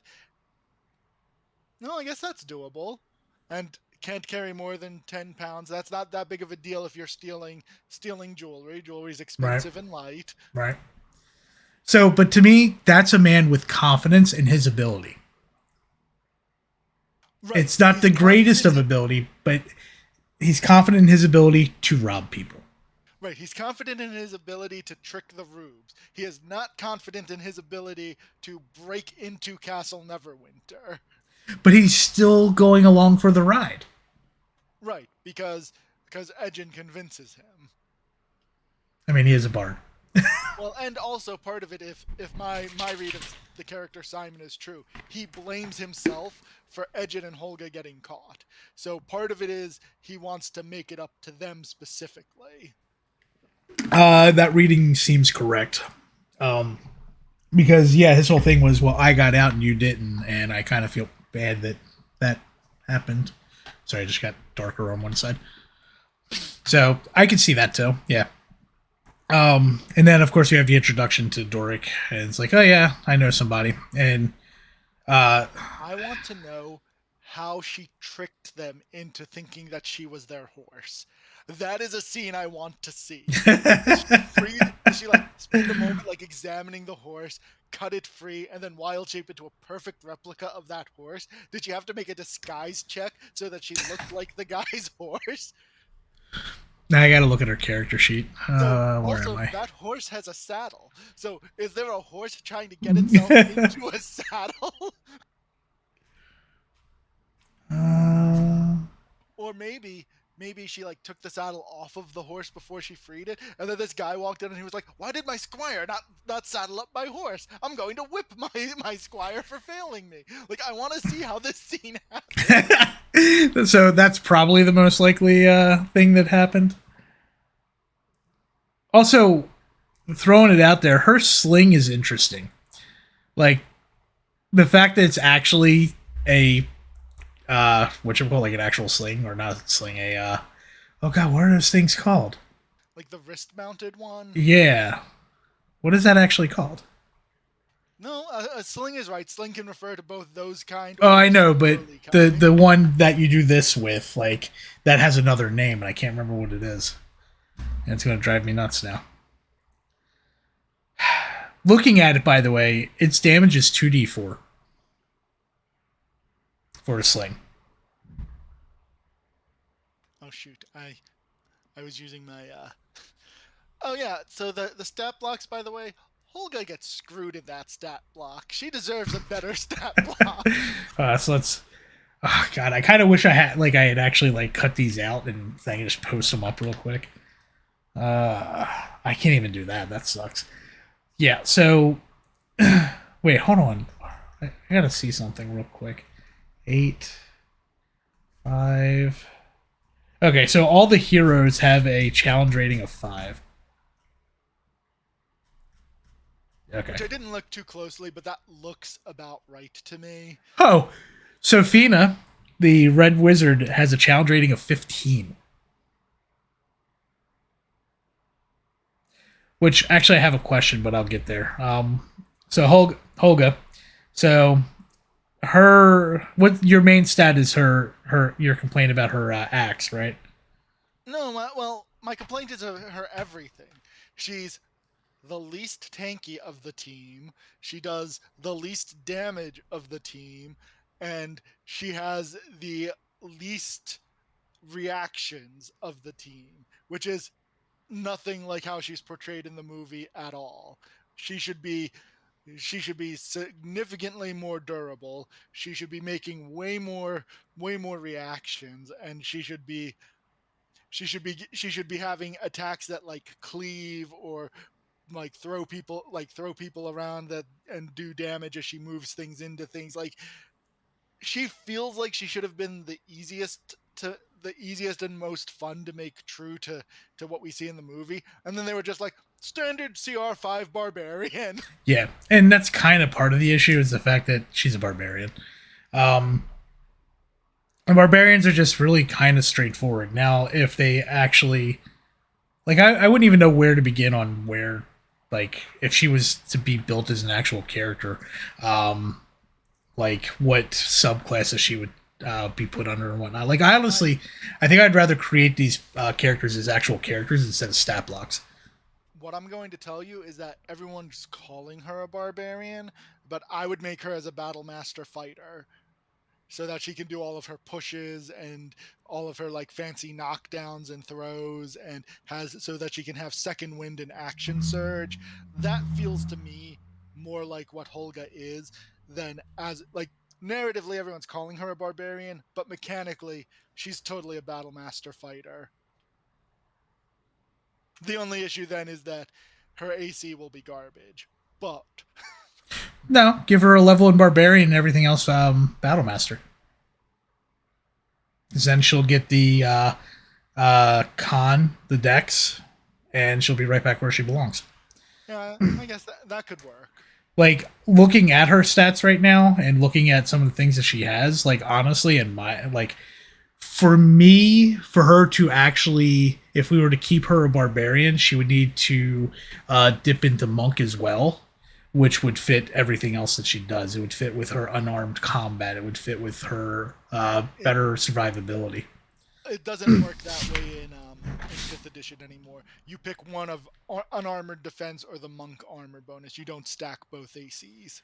Oh, so there's no point in being a barbarian monk, is what you just told me. No, because you get all of the other things from monk, but you don't get to double dip on AC Now, anymore. see, I would want to double dip on the AC.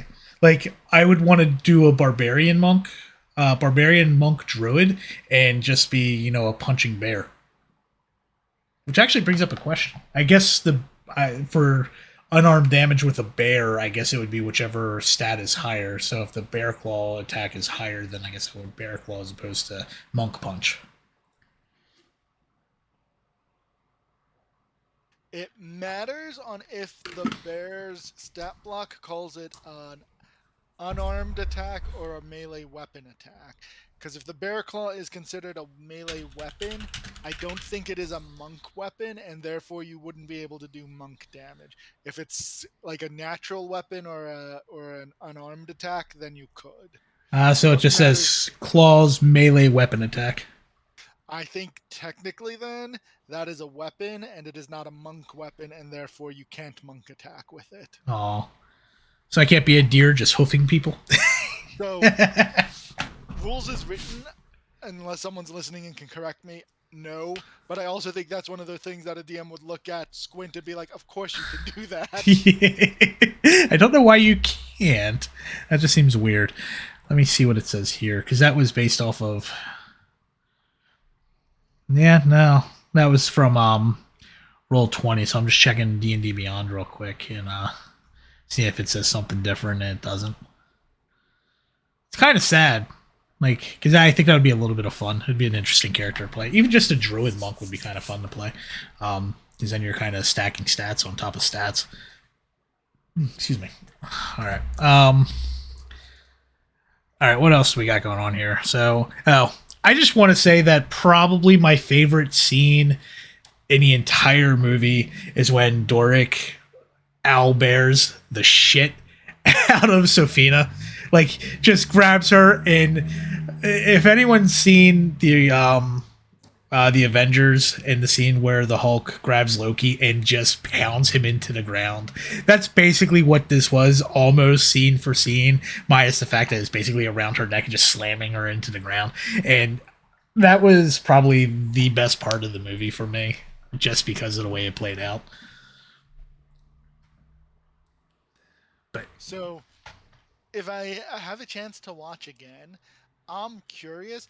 Normally, I would say, of course, they didn't because they're lazy, but I'm willing to bet if we were to watch that fight again at the very end, I'm willing to bet they actually have the scene where Holga gets stabbed and gets magicked and thrown away, and then you don't see her in the skirmish for the rest of the scene. I didn't notice it when we were watching, but I'm willing to bet it's there just because they pay attention to so many other things that they make sure is right. Like even with like the hither thither staff, yeah, like I fucking hate that staff. when you saw that, you clearly knew that's a magic staff. Why is he just using it like a wonking staff? It clearly looked magical from the moment you saw it. So, confession, I didn't even think about it. sad. I Yeah. was I was like, that's obviously magic. It looks magic. I was just like, so I don't know how it's gonna fit in, but it's gonna, especially once she took it. See, and that was the thing. Like, I found it weird that she took it. I'm like, why would she take the walking stick of all the things she could have taken? Why did she take that? And it's like, yeah. So then, of course, the wheels started going. It's like, okay, so this is going to be important somehow, but I don't understand how. Like, she's just going to beat somebody with it, and that's it. Like, I didn't know. Oh, the one thing they did right in Holga's stat block is she speaks halfling. I thought that was such a I thought that was such a neat little thing. Like they could have just been like whatever, she speaks common, move on. But that little touch, like for all the other things I don't like about her stat block, that was nice. Yeah. Um, Again, I think out of all the available characters, I think she's probably my favorite character throughout the entire movie. Even though she was definitely a majority of the movie a very one-dimensional character, See, she was basically. I think she was the most three-dimensional after Edgin. I don't know. Like, so I think part of the issue is the fact because I know her from so many other movies, and when you sit there and you go, "Hey, we need to typecast somebody," there you go. Like Michelle Rodriguez is right there, and she effectively plays the same character in every movie I see her in. And by every movie, I mean Fast and Furious, Resident Evil, and now this, because I don't watch a lot of movies. And it's just, she kind of is just playing the same character. Right, but they did so many things where she wasn't. Not just like the scene with Mardigan or whatever his name was. I'm probably getting it wrong, but like just her interplay with Edgin shows that like her character is definitely smarter than you think a barbarian would be. She's the one who comes up She's the with some of bacon the barbarian. plans. She comes up with a bunch of the plans actually. What is her And, stats for 11 intelligence? int. Okay. I mean, but her So wisdom's up there.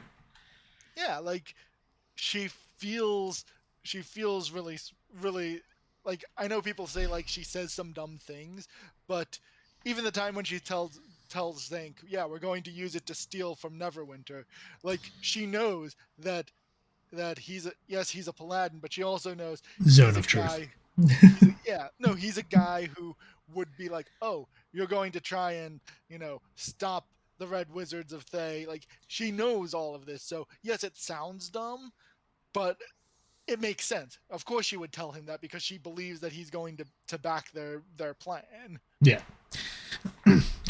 Which, as a side note, I think I sent this link to you, but I'm going to throw it out there. So, so I actually have a question about Zinc, and I haven't actually looked into him based off of like this background story he gives us of himself. Like, is he what's the word I'm looking for? Because I the Red Wizards of Thay, while they show up a lot in some of the games and movies and whatnot, or not movies, books, like my knowledge on them is actually very limited. I just know that they're a nation of necromancers with a lot of undead and whatnot, and like the way that it comes off, and especially in the fight in the caverns in the Underdark, like it comes off as they're undead. Am I missing this? Like, am I wrong here? So I think you're right, and let me walk you through why I think this. I think he is some sort of either undead or because remember he says something like I was marked that day and I still have it. The day he's talking about was over a century ago, and we know that he's human. So so he has some sort of thing that is making him long-lived and ancient. So I think that you're right, and I think the clues are given to us in the movie, but because he's not a main character, they don't stop and spell out P.S. he's undead. Of course, I could also be reading things into the movie that aren't 100% there, but I feel that's an accurate read on what the movie was implying without telling us. Let's see if the internet knows the answer to this question. Because if they just needed someone who was a century old, they could have just made him an elf, right? And solved the Well, problem. it's funny that you say that. So that goes back to the link I sent you. So apparently there was the original idea that instead of Zenk, whatever, they were going to have Drist in there, which is one of the reasons why that part of the adventure is in the Underdark. Because why would this random human have this much knowledge of the Underdark of where to hide this helmet, while a Drow elf would definitely have that knowledge and know where to take it. So apparently, and I didn't fully read it, but from the sounds of it, that was the original plan, was to have Driss. But Hasbro, Wizards, and pretty much a lot of people currently talking about making movies and D&D shows are very, very much trying to stay away from Drist right now because of they don't know how to play it out. They don't know what to do with them. So if that's the reason they did it, that's great. It was the wrong reason. The issue here is that with what little I know about Dritz, I don't think he would leave. Right? Like he would have been along for the ride, and then it becomes a Dritz movie. Yeah. So for whatever reason they came up with for not including him, that was fine. And I also like that we get a Paladin who actually acts like one. Very, very often you have Paladins who are lawful good on whatever they tell you, but then they're not. Like Owlcat is notoriously bad at understanding lawful good. Whoever wrote this understood what a lawful good character should do. Like, he makes Edgin take an oath, and then he's like, do it. I trust you. Go do it. And then he does it. And then he does it. Oh, there was something you had said earlier about Edgin, and I disagreed with it in my head, and I was saving it for this, and I had to write it down, so now I forget what it was. Oh, I remember now. But I didn't disagree. That's the problem. Okay, it was your whole how this is a story about how effectively nobody's become heroes instead of heroes who are already heroes being better heroes or the anti-heroes and whatnot. Because I was sitting there, I was thinking about it, I was like, well, yeah, except for the fact that he really literally did it for his own selfish reasons. Like he didn't do all of this because he wanted to save people. But I'm like, no, wait, boat scene. They're leaving. They see what's happening. Turn back around. Well, I guess we got to go save them. So, yeah, I basically argued myself into my own corner and realized I was wrong. So, yeah. And, like, admit it. Like, would you, like, in almost any other movie, he would have, like, that would have happened while they were still in the city, and so they didn't have a choice, or, you know, someone would have had to guilt him into doing it. The second one. Definitely the second one. And it would have been his daughter, because his daughter was there with him at that time, if I remember correctly. Yeah, she had to have been. Yeah, and so, like, again, they took something that could have been bad, and they did it well. Yeah. So let's talk Forge and Sophina. So is it Sophina or is it... Sophina, I believe, is correct. That's what the stat block says. Okay. Yeah. I was like adding an extra N somewhere for some reason. So it's one of those things, like when they're first introduced, like you can already get that, okay, Forge is the patsy and Sophina is the real villain here.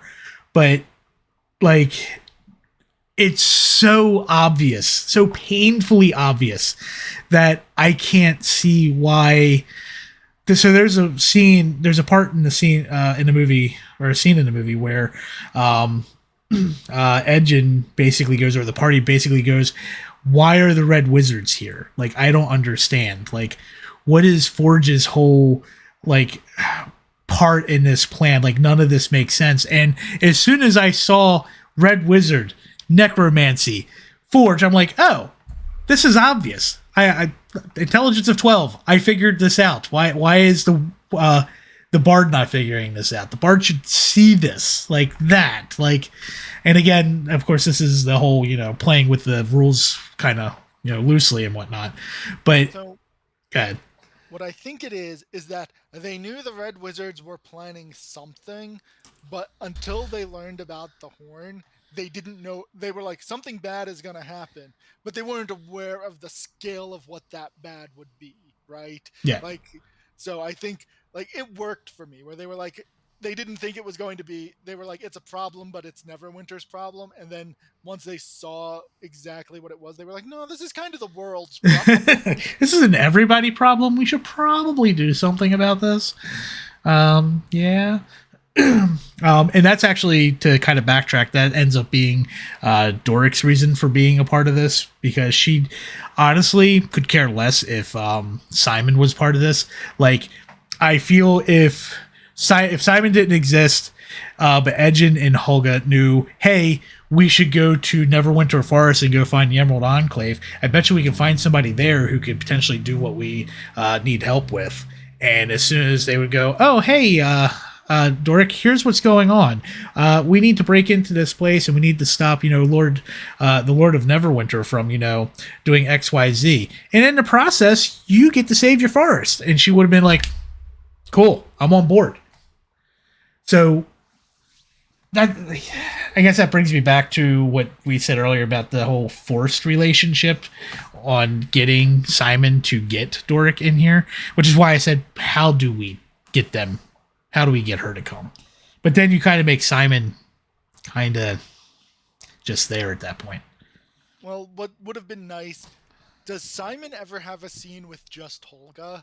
I don't think so. Like, I think if you got rid of the romantic relationship between him and Doric, you could have done more with him and the other two. Yeah. So yeah. So I'm still just kind of like, this was just kind of blatantly obvious. Like, yes, something's going on, but they don't know what's going on. But even when you start piecing things together, like if you go, okay, you have Red Wizards of Thay, who are known for necromancy and basically turning their own populace into undead.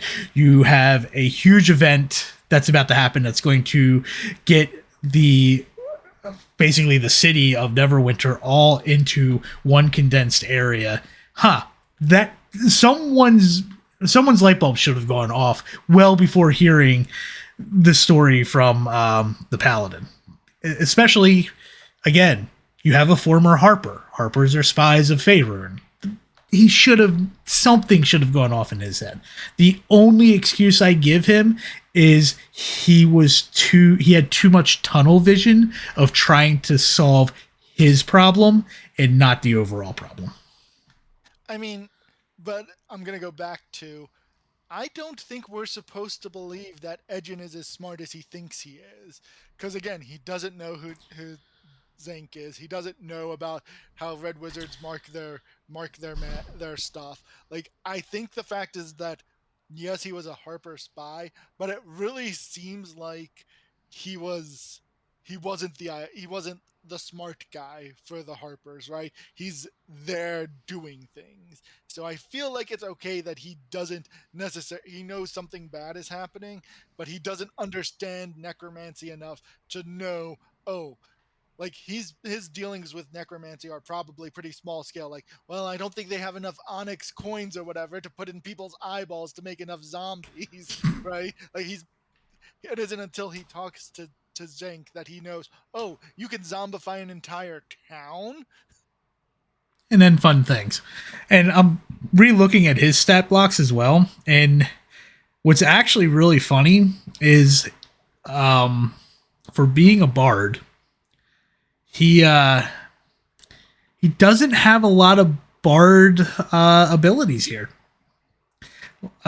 Between his skills and just the more common bard ability that should be on this sheet, even though, it's treated like a monster, because he has his skills: deception, performance, persuasion, and sleight of hand. His sleight of hand is very poor.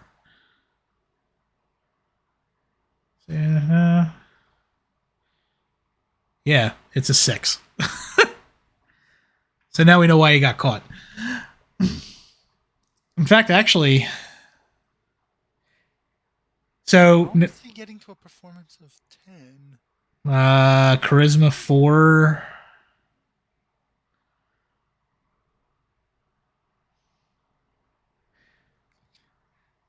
Yeah, so 437. Yeah, there's an extra +3 in there somewhere. Same with the persuasion.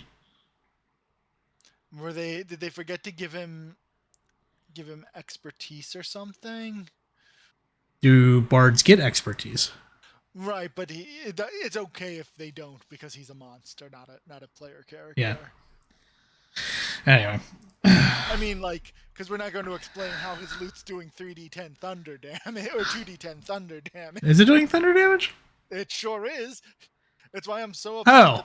that they didn't give Holga like her flaming great axe Okay, instead. so I didn't even look at that last time. Oh no, so her axe gives her protection against lightning. Right, right. But what I'm saying is that, like, if you look at this, Edgin does like he hits slightly less often at +5 instead of +7 with advantage, but he does so much more whenever he connects. So here's the follow up question because the short swords do lightning damage or thunder damage too. Why? I assume it's something about Edgin that does thunder damage. Like that's why they give you the thing that would have been so useful to have at the start of everywhere else about unusual attacks and magic, where sometimes people just do cool things. Because there's a Yeah, because remember in Descent into Avernus, one of the Necromites had that silvered flail that did bonus damage, and then when you guys picked it up and were like, "We're gonna have like this 3d10 necrotic damage," and I was like, "No, that was that wasn't the flail doing that." It would have been great if they had put this unusual attacks and magic anywhere else besides what 6 years into fifth edition in a Yeah. movie tie-in. Yeah. Which right now, because we're getting ready for, because they're releasing the next. So apparently it's no longer going to be called D&D 1. Apparently they're giving it an official name, I guess. I don't know. But apparently it's coming out next year. Oh, And that's. Oh well, no. I guess that's because I was like, I feel like we haven't done.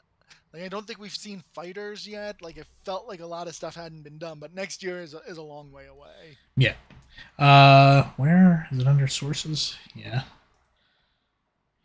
One D&D playtest materials. Uh, so Druids and Paladins just had a once over. Oh, I looked at those. I liked the new Paladin. I liked the new, basically, except for the expert classes. I've liked a lot of the stuff for 1D&D. I didn't like one of the things I didn't like, but everyone else is going to like is I didn't like that bards can change up their spells. I like when characters have to make decisions and live with them, but I understand why from ease of play that they're like, oh no, you won't be locked into poor decisions. So I imagine sorcerers are going to get a similar sort of spell swap ability and not just on level up you can swap your spells around.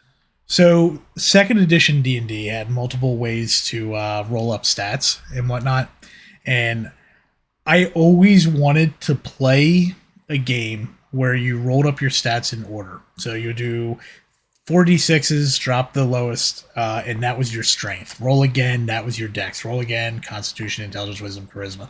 And then you would play that stats and play whatever character you wanted based off of those stats. I did that once with a couple of people, and the one guy rolled up a really poor uh, strength, and he's like, "I don't care. I'm still playing a fighter because that's all he ever played. I'm going to be a fighter. I don't care." I'm like, "Okay, it's on you." Did you ever play the Temple of Elemental Evil? No. Because one of the modes in there was Iron Man, and you don't get to reroll your stats; it just spits out stats, and you have to make that character. So, uh, if you ever get Temple of Elemental Evil and the mod that's required to make it work, that would be an interesting adventure. Yeah, no, that ain't gonna happen. I played one of the really much older ones. I don't remember what the names of them were, but it literally came with a book. So when you did, like, when you went places, it would say reference this page so you know what's happening. And I'm like, okay. And I tried playing one of them without the book, and then yeah, you can imagine how well that went. All right. So we got through Zank. Zank. I'm gonna keep calling him Zank. Yeah. So Oh, there was one thing with Jenkins Edgin that we were going to say before that we'll say now before I forget. Yeah. So, Oh, we could actually talk about that entire scene, actually. oh, good. I think Zank is messing with them the entire time. I think like you get several scenes of him when he's got his back to them and he gives the camera like this wry smile. I don't think he doesn't understand what they're saying. Like especially at one point when he says something about how the only person who gets cut when you're ironic with an ironic blade is oneself. He is clearly fully understanding everything that they're saying and he's just messing with them. That is my read of the entire situation. Yeah. So this goes into him being their guide to the Underdark and talking about the fact that this movie pulled from so much lore, and it's lore that you wouldn't even consider when making a movie, and that's like how you could tell that the guys who were writing this and whatnot were very much like, we really want this to be a good movie. What's the name of that dragon again? I am going to Themberchild. I was nowhere close. No. Let me see. No, that's not going to work. I'm trying to find. Oh, so what you're talking about right here is something I think we didn't mention earlier when we were talking about the writing. There's just the right amount of exposition where if you know nothing about D&D, you don't feel lost, right? Like just saying tieflings, what a tiefling is in those two throwaway lines, that's all you needed. But I'm willing to bet you, in the hands of less experienced writers, it would have been like a 2 minute zoom in close up of her face as she tells you about how bad it's been to be a tiefling and how everyone hates tieflings and on and on. You got all that in like 2 lines of dialogue. Move on. It was great. You did that faster, and I was able to get the picture that I wanted. Well, I'm sorry. Sometimes I talk fast and sometimes I talk slow. Yeah, sorry. All right. Where did it save? Right there. Hey, is this going to be the adorable plushy dragon? No, it's going to be the actual dragon. Let's see if I can bring this up easily. You know what? We're going to do this the right way. Where is? There we are. Well, while you're still doing that, this may have been the best, most fun, maybe not the best dragon fight, but the most fun dragon fight I've seen in a while. I still think the best dragon fight is from Record of Lodoss War. That felt like an appropriate dragon fight. So it's funny you met. Oh God, it's funny you mentioned that because after we had talked about that, it was suddenly showing up in all of my advertisements and searches and whatnot. All right, there we go. Let's make him a little bit smaller so I can fit him on screen. Actually, we're just gonna do this. We're gonna enlarge him. We're just gonna cover the entire top part here. All right, so you have this very fun, cuddly, fat red dragon who comes busting through the wall in one of the scenes. And the paladin, Zank, mentions that it's Themberchild or something like that. And he's like, oh, he must have found a new lair. And it kind of felt like it's one of those like throwaway things where you're just like, oh, okay, whatever. This is just some, random fat red dragon that they just wanted to show off. So when I saw it, first thing I did, I turned to my wife. I say, I want this plushie. I know it's going to be out there. I want it. I want to have it in my room. It's going to be here on my shoulder every once in a while, like something. I don't care. I want it.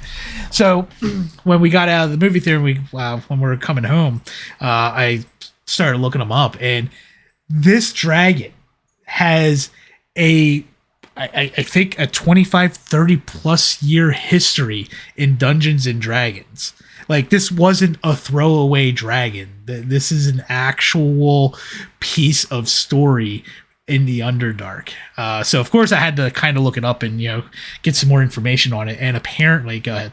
He shows up in Sword Coast Legends. Yes, he does. Yeah, by the way. So, So the dark dwarves, and I don't remember the name of the underdark town that they live in.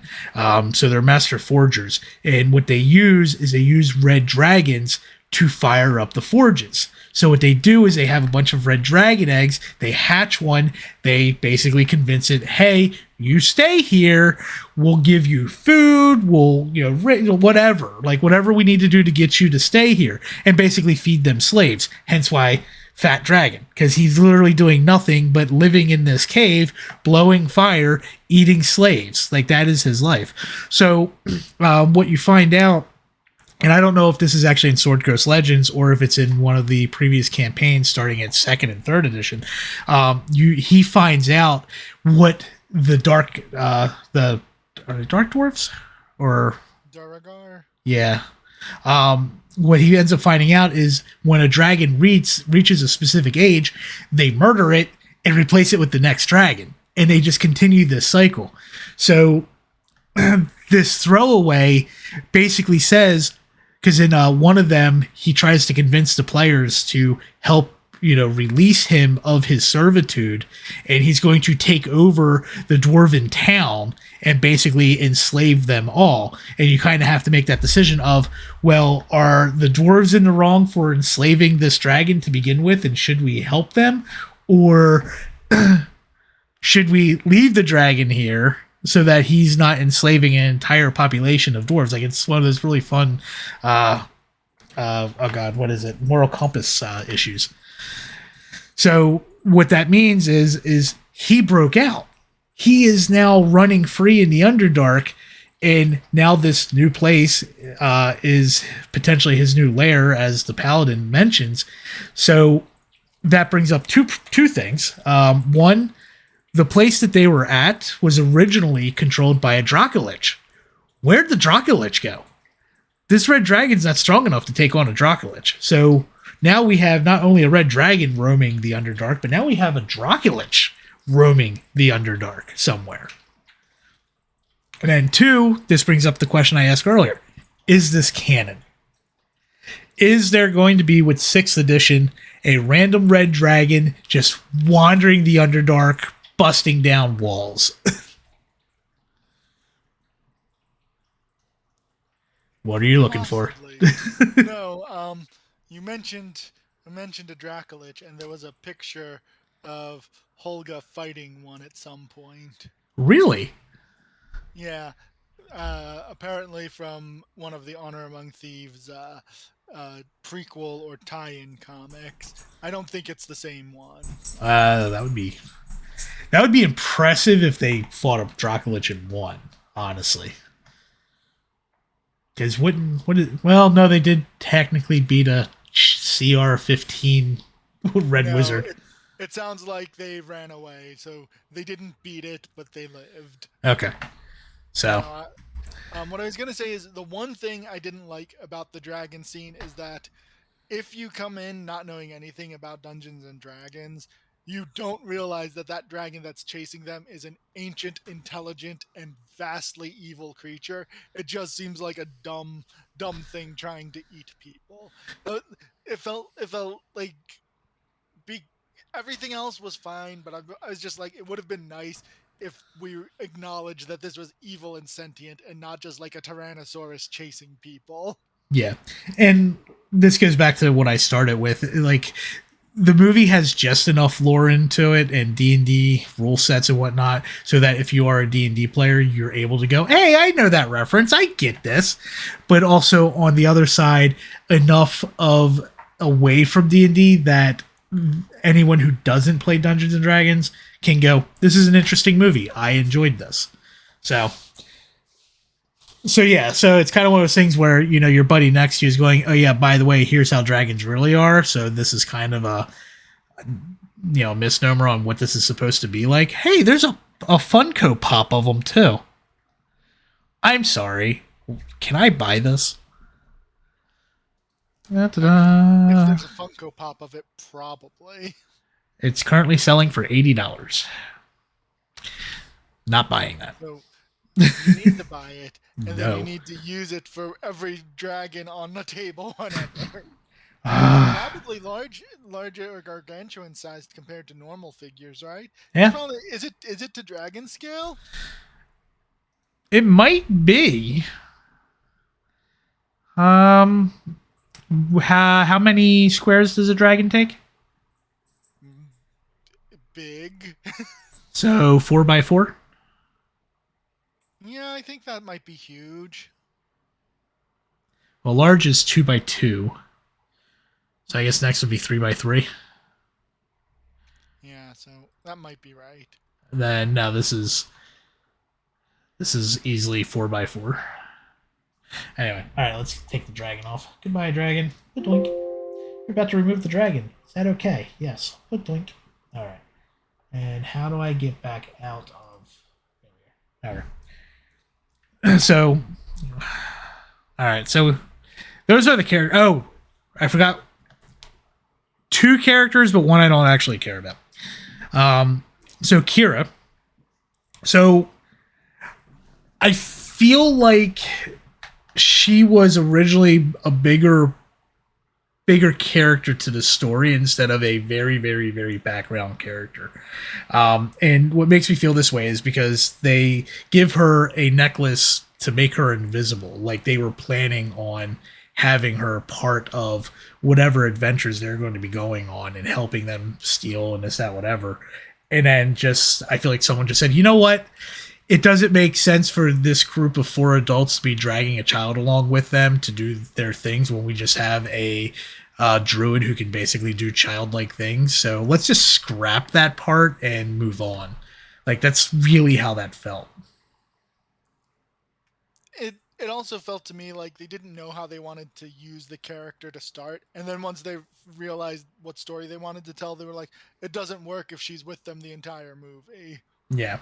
It only works if their separation is part of the plot. So like I think I said in my notes, like I feel like they it's a shame she didn't get to do more in the movie because normally she's not really a kid, right? She's probably a teenager. I don't know how old the actress is, but whatever. But normally those are the sort of people you try not to have do a lot in movies because they're just young and don't have a lot of experience. But she did fine, so it worked. Yeah. And then of course, was it Zaya or Zia, the wife? Zia. Zia. Um Meh. Like she's she exists to move the plot. Like yeah. There's And not a lot to really say about her or the dragonfly. and I think that's fine. Like one of the things the internet seems upset that she doesn't do more and that she's just there to motivate Edgin to do things and eh, like yes characters sometimes aren't as important as other characters. It's fine. Again, this is a simple movie with a very simple story to tell. So yes, you've seen it before. Great, but it's done well and that's all that matters. Yeah. So this brings us to the overall plot. Have we pretty much discussed this? Proper adventure scaling and a cohesive adventure? Yeah, I mean, I think the adventure scale works because I think we talked about this because they don't go into the D&D rules. So the fact that Sophina is just casually tossing around level 9 spells doesn't make us think, wait. Shouldn't these be like level 16 or 17 heroes? Like why are they having any like by just getting rid of the numbers? It works. Yeah. And then you're nitpicking because I know you love the nitpicking. One of them we already touched on. Yeah, so the only one I had is it was about the sending stones with the Helm of Disjunction, but then I looked up and it's apparently the Helm of Disjunction's range is only 300 some feet. Definitely didn't feel like that in the movie. Definitely felt like the range was all of Neverwinter. Yeah, that was the one thing I wanted to kind of touch on that because I was just like sitting there like when I looked up the item and I'm just like the range on this isn't that like that far, not compared to what it was in the movie. Like in the movie, it seemed like almost a half mile, if not more, or as you said, all of Neverwinter. And even that, like if you notice, like there were like things that were hanging off of wires that were getting blasted. It's like no, the blast is only supposed to be 30 feet. Like this is going way beyond its range. So this, of course, again goes back to, do we follow rules or do we make a movie? But I think in this case, this is one of those moments where it's we follow the rules, because making a movie in this case didn't actually change anything. It just made something look more So dramatic than it was supposed to be. what I'm going to say is, this case, they wrote a special Helm of Disjunction for the Helm of Disjunction from this movie. So that's my nitpick, is that they could have just wrote this Helm of Disjunction has a range of X, X, and made X whatever they showed in the movie. It's not like they went to an old Helm of Disjunction and grabbed that and was like this time they didn't, since the rules came after the movie, they could have done it right. Yeah. And I wanted to talk about this earlier. It's actually gone further up on my list. Attuning to magical items and how they did it in the movie. So, in the movie, basically, Simon gets the helmet. He's the only one who can use it. And the way that they do it is he puts it on, and then he basically has a conversation with a dead relative, and he has to effectively prove to his dead relative, which is basically a manifestation of himself, that he is worthy enough to wear this helmet. And when it doesn't work, he goes flying across the field, lands, helmet falls off. Everyone's like, "Are you okay?" And I'm like, "Yeah, I just had this whole conversation." Like, well, you literally put the helmet on and then went flying. So, and it actually made me sit there and think about the whole idea of magical items and attuning to them in D&D, and kind of sitting there and going, huh, that's actually an interesting concept on how that would work. If you actually had to, like, you couldn't just be like, okay, I now have a necklace and it works, and this is now my +1 armor. Like, I like the idea of there's a role involved with this to see if you and the magical item actually click. Now, I'm going to, of course, say that in this case, the reason why it probably works the way that it does is because if it is a legendary item, right? Correct. Yeah. So if you put that into the equation, then it kind of makes sense that that's how they played it out, as opposed to I just picked up a short sword of +1, now I can use it. But I kind of like that idea from a both a role playing aspect, but also a mechanics aspect, where just because you found something doesn't mean you're just going to automatically be able to use it. See, I assumed at the start that if they were doing that, maybe it was like a sentient item, and because sentient items can fight with you about whether you attune to them or not, mattering on how sentient they are. But this I felt like was just a nice narrative way of showing him coming to grips with you know, being who he is. So it worked narratively, but I don't think I don't think we need to do it for every magic item. You don't need to. We don't need a scene every time you want to have your flying boots fly. Well, no, you don't have to do it the one time. After that, it's fine. And then this is the hill I'm going to die on, and I will again. I say this until I'm blue in the face. Like, there should have been an end credit where they're like sitting there, they're showing the party sitting there like at a dinner table eating their meal or whatever, and then it just slowly pans out a little bit, and then an overlay is uncovered, and it's the actors as another whatever character sitting there actually playing D&D at a table, and this whole movie was a D&D campaign that they were playing in. Like, I feel that was a huge missed opportunity, and I think it would have been great had they actually done that. And it was to make it even more fun. Have Hulga's character like roll a 1 and critically fail at something, and then she gets mad and like flips something, or pushes away a chair, throws a can of Mountain Dew, whatever. Like, I just feel there's a huge missed opportunity for that as an end credit. See, I think it's good they didn't do that. It would have been so much fun. Would it have been? Or would it have been then anytime you want to come back to this property, you have to acknowledge that it's not real and it's a construction in a it's a meta narrative. Like, it's why like the second Lego movie doesn't work as well as the first, because once you've done that twist at the end, it kind of makes you like, okay, I I guess I'll pretend I don't know this is all fake again. But it is all fake. Right, but narratively, it's not. Fine. Fine. I still want it. I don't care. Ooh, excuse me. Um, yeah. So, is this a good movie? Like, I enjoyed it. Like, it could have been like it didn't even need the D&D title in it, and I think I still would have enjoyed it. They of course would have had to make some changes to some of the things that existed in the movie so that they're not stepping on copyrights and whatnot. But I thoroughly enjoyed it. Yeah, how about you? Oh no, I think it was. I went into it expecting it to be bad, and I was surprised it was not.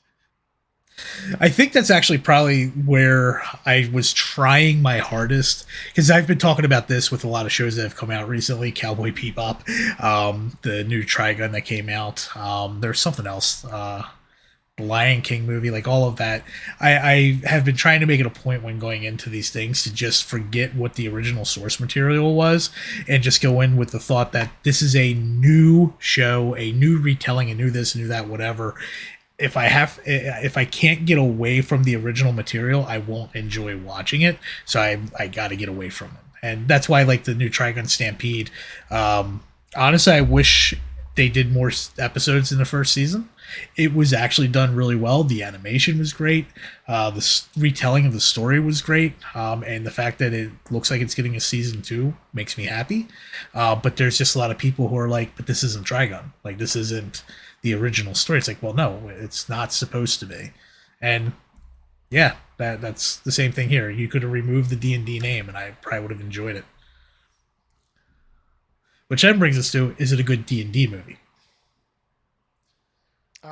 Yeah, I feel like the answer has to be yes to both. Yeah. I'm kind of there too. Because again, it just had enough D&D lore to be able to get you to go, hey, I know what we're talking about. I know what's going on. But not so much that if you didn't know anything, that you could still sit there and enjoy it. So it's an all-around good movie for pretty much anybody and everybody. In fact, actually, I think one of my former coworkers who has never played Dungeons and Dragons in her life is seeing it now. So, uh, could we do a sequel, and would it make sense to do a sequel?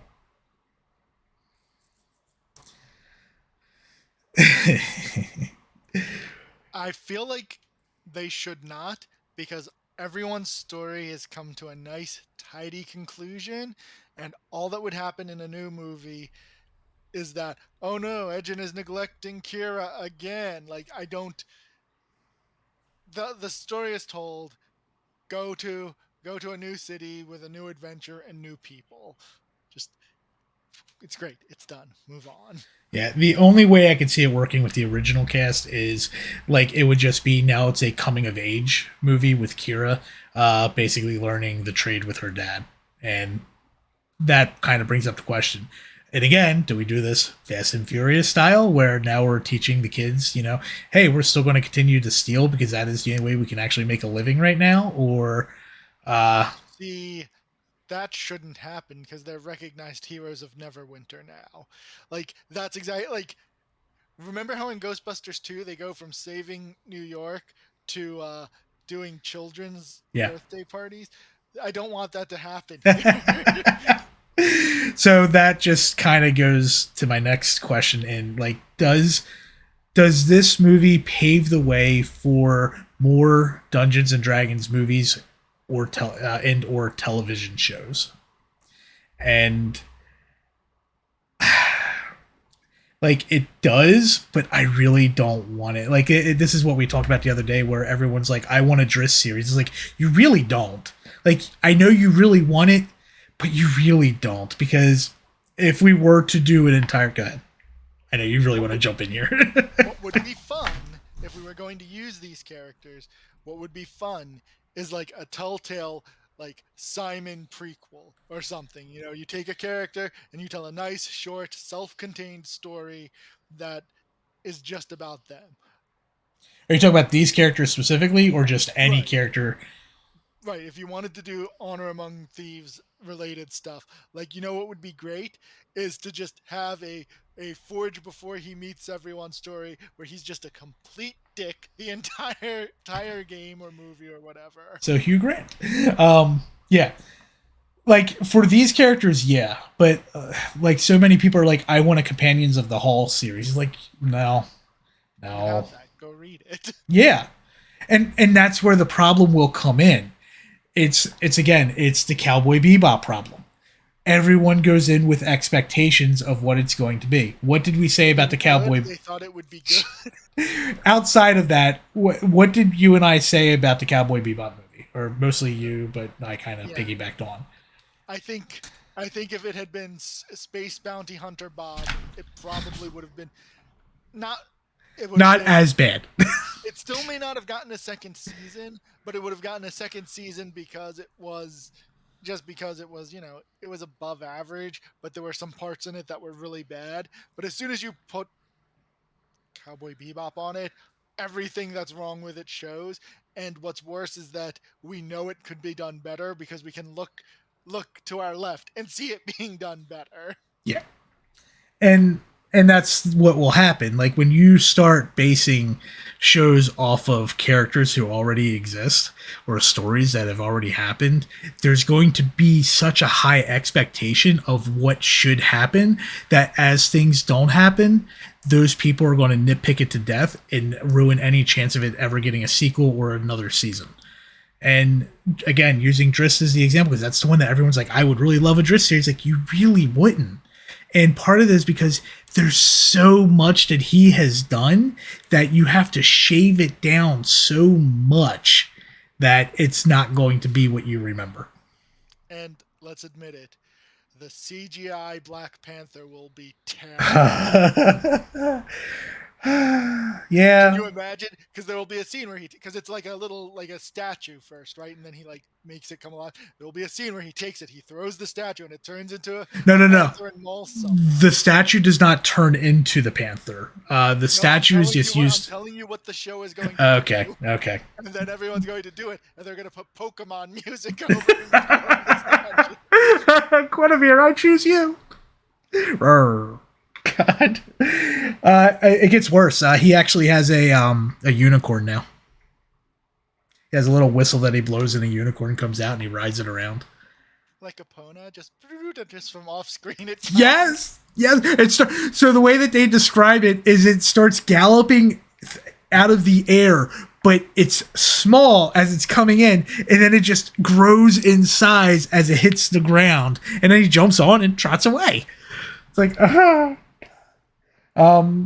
they also have a Hellbore, a Nightmare. Like they've upped their ability to move around there. Now I kind of do want a Dritzed Pokemon. No. Oh, actually, you know what would be a great game where you're a conjuration specialist wizard, and so it's Pokemon but with your summon spells. No. Just no. Or what if you're a druid instead and it's Pokemon but with wild shape? Well, that would just be Fight Club.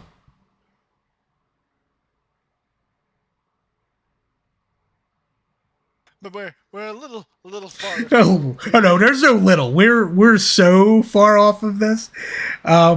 Do you have any final thoughts on the movie that you want to kind of throw out there? So we made a lot of jokes at the start about what we like. I thought that it was going to be a D&D movie about D&D, and so I was expecting really meta stuff. And I think the only super meta thing was when he was like, I can ask 5 questions, and Doric is like, well, that's just totally arbitrary. And I was like, it is, but that's how magic works. But I guess Doric skipped the spellcasting portion of being a druid. And I mean, that's the thing. Like when I sit there and like when you see magical items that we get in game, and it's like, okay, well, how many charges does this have? It has 7. Why 7? Why not 5? Why not 10? Why 7? Because that's what was rolled. Okay. So yeah, no, and Honestly, I mean, 5 is kind of a round number, though. Like, but I don't see why you would need to ask 5 questions. Well, I guess because, when you make the stupid mistake of, accidentally asking 4 other questions. So I think I think I would have loved that scene more if I hadn't lived that scene so many times with players. So I was like, it's funny because I've seen that happen. You mean where the questions are accidentally asked? Was Yes, I was part of one of those, wasn't I? probably. God damn it.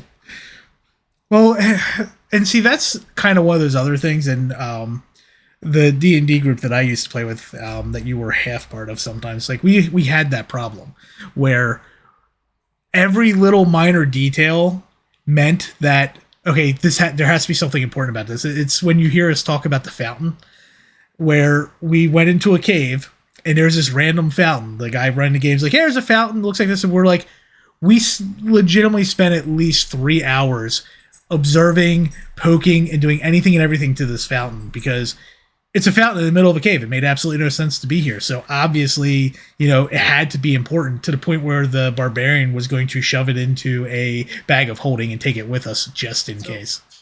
one of the things I've learned after DMing as long as I have is that there's two ways that I've seen DMs talk about doing this online. One is no, lean into your players' expectations. If they think it's important, make it important, and that's terrible advice. The second one is that sometimes it's okay to just be like, guys, trust me, it's just a fountain. You've been poking at it for 10 real life minutes. Move on.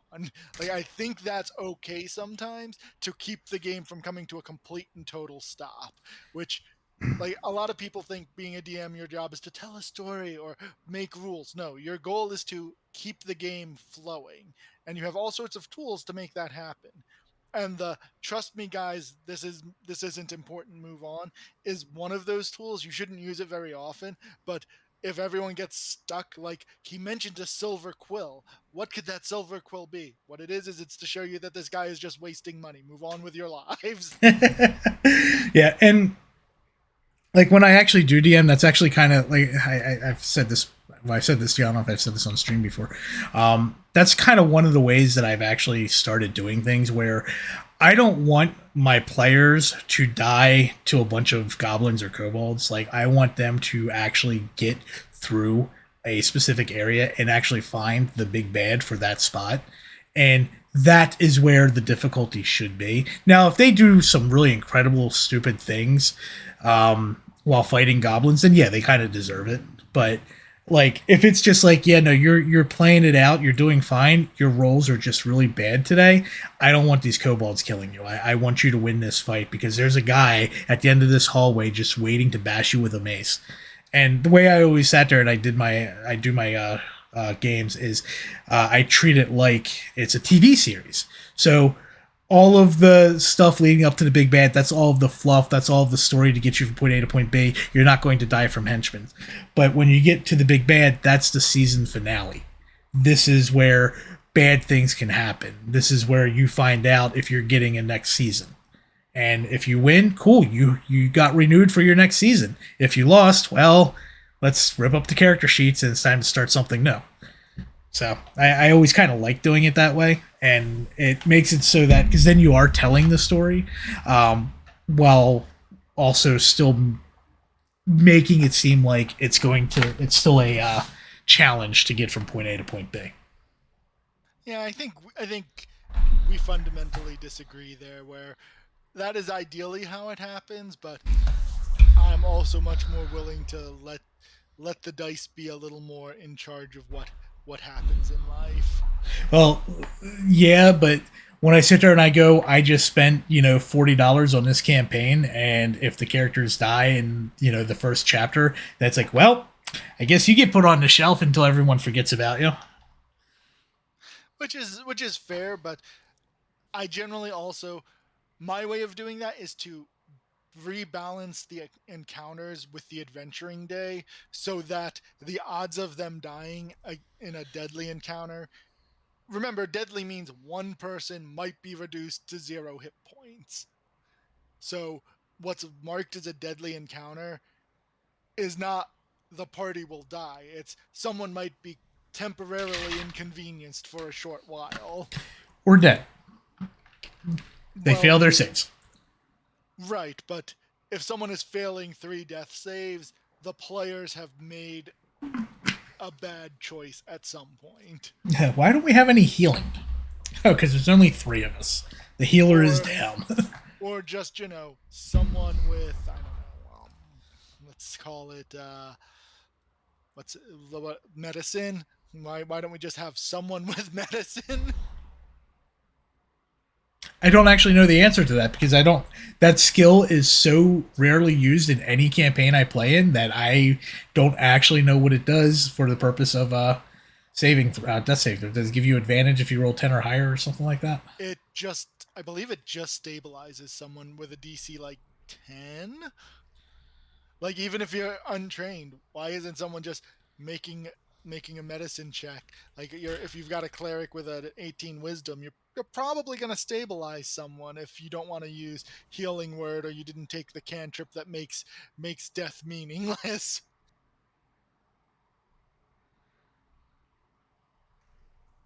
See, now you got me looking. One of my.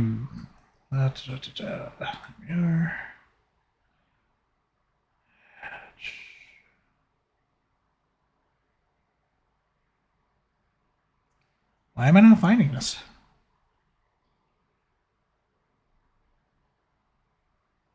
There we are. Ah!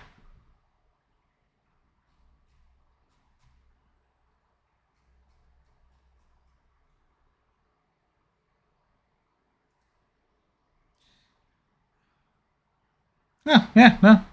A wisdom check, wisdom medicine check lets you try to stabilize a dying companion or diagnose an illness. Doesn't give the DC on it, though. Yeah, I think that might be under the death or dying rules, but my point is that it's very it's if you are making an adventuring day, it's actually very hard to kill players after about level 2. Yeah, Now, as except the problem is we spend a lot of time at level 1. yeah, that's one thing I dislike. And if I could start playing with people who, like, we don't have a new person involved, it would be great to be able to just start at level 3 more. Yeah. Like, that's. And So that's kind of one of the problems because a lot of the groups that we keep getting into, there's always at least one new person. So it's like, okay, well, we got to do this now.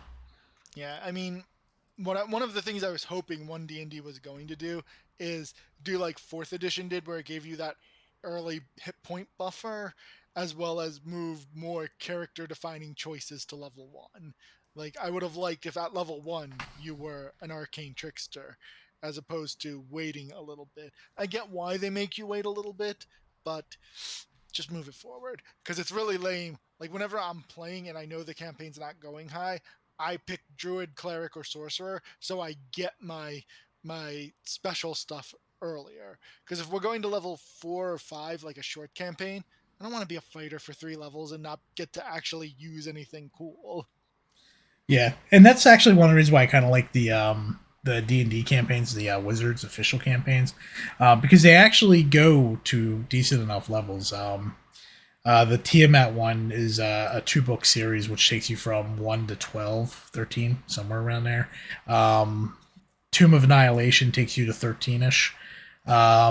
Dragon Heist takes you from 1 to 5, and then it follows up with the Mad Mage, which takes you from 5 to 20. Which it's very rare you ever play a campaign that you actually get to play up to 20. Yeah, and that's fair. Yeah. Like, one Well, thing I would really love, and if anyone's working on 1D&D, make the DM's job easier. Make, like, creating monster stat blocks is a pain. If you want to actually follow the rules to make it, it's a pain. Like, because I've been making so many, I could easily make a stat block. I like just assign hit points, assign saves, and not worry about the actual stats. But I can't share, like, I can't give that to someone and be like, here you go, you understand what's going on here. And monsters also should be more interesting. This is just my general feel. Like, currently D&D monsters are lame. the vast majority of them. Their move make 2 to 3 to 4 attacks depending on tier. Done, pass your turn. Too many monsters are just beat sticks. Make them more interesting, wizards. All right, so yeah, D&D movie. Go see it. Go see the original one so you can do a comparison. Because you have to see how far this has come. You really do. You don't have to. Yeah, you keep saying that. All right. Do you have anything else for tonight? No, I think that covers it. So, it was fun. Cool. Thank you all for joining us, and we will see you next time.